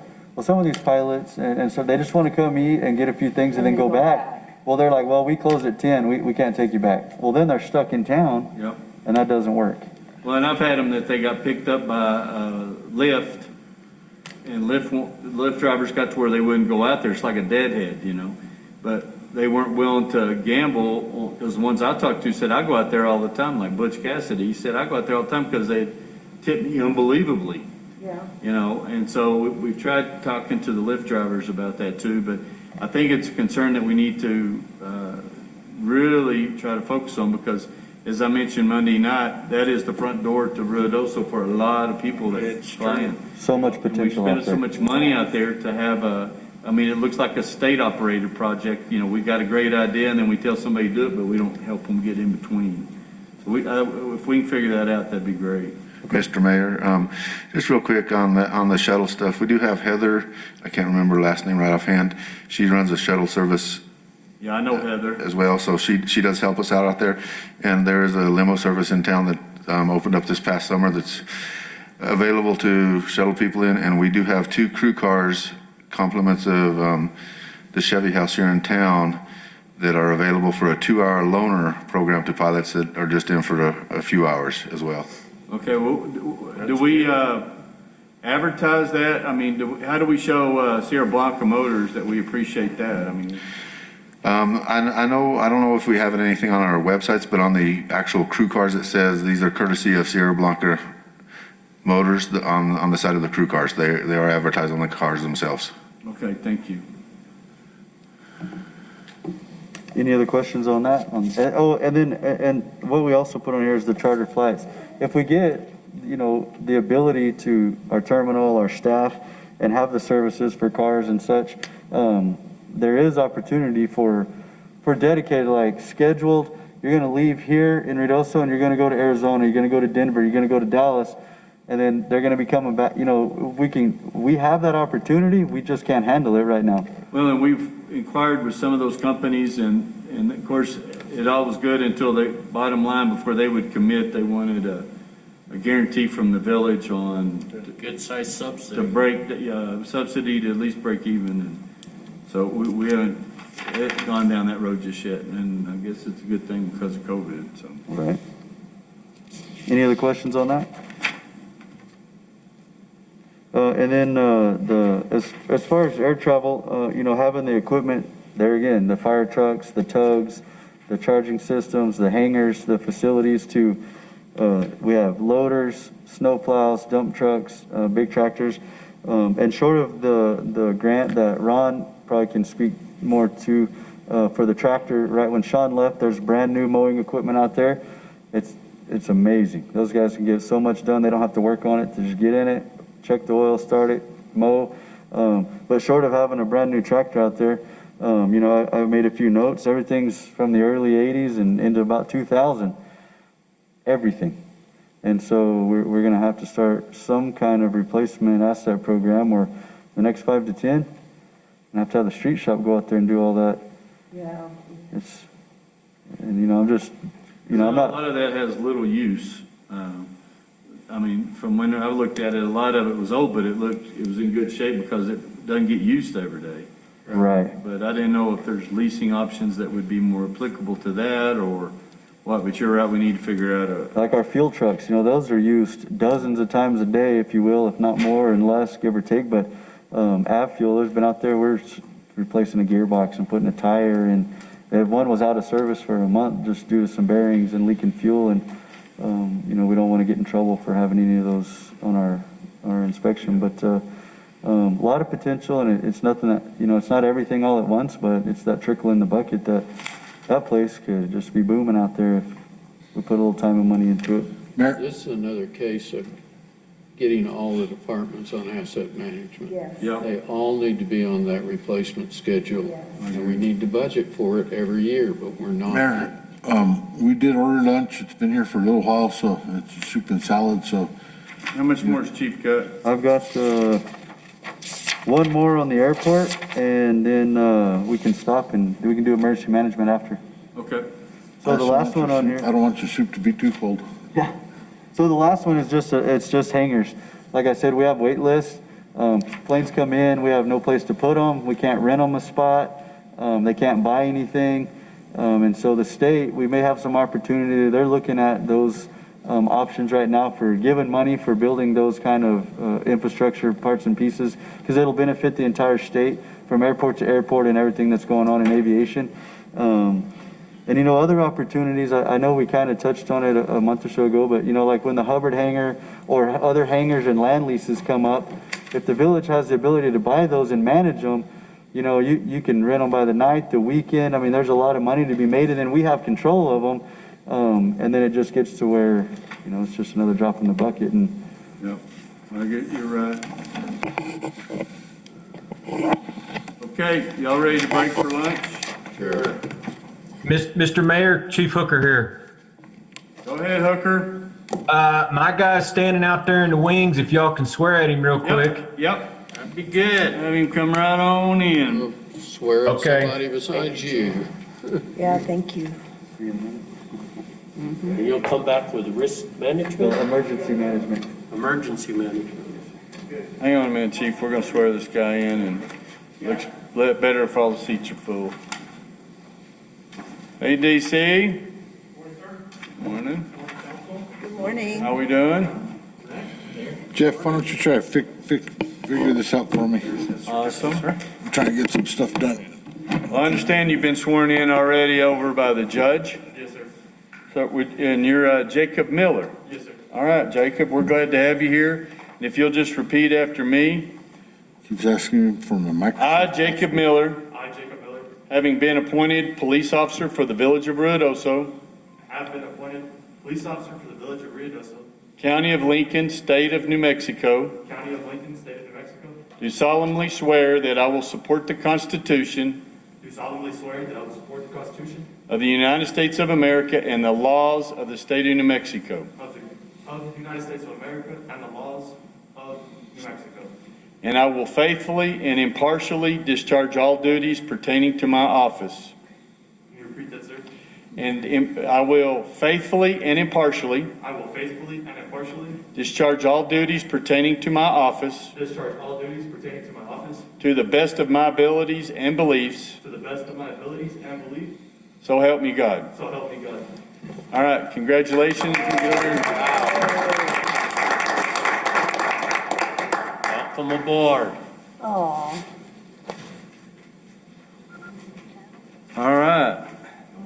And yeah, Mr. Mayor, you're gonna have to learn to keep them verbiages short for us Well, cops. you know, we're all a little new to this. I already hung it on Lacey once, and I've just got to learn. So maybe if you get a few more officers on the ground here pretty soon, I'll be good at it. All right. Come up here, sir. We want you to sign her right there, and then I'll give your certificate back to DC, and then we'll get Chief Hooker. Congratulations. We look forward to a long service here, and this is your council. We have Dr. Jackson over here, John Cornelius. I'm the Mayor, Lee Crawford. This is Mayor Pro Tem Rafael Salas, Susan Lutterman. Of course, you know Chief Thetford, maybe, the fire chief. Your city manager right there is Tim Dodge. Our city attorney with the head down, as always, is Zach Cook. So this is just a few of the people, but if there's anything we can do, we're very supportive of the police. And so hopefully we have some good things in store for you, and we hope you enjoy your time here. Yes, sir. Thank you, sir. All right, buddy. Thank you. Here you go, DC. Thanks, Chief Hooker. Welcome aboard. Thank you, Mr. Mayor. All right, now we'll go for lunch. All right, lunchtime. That Wi-Fi's not hooked to the village. Oh.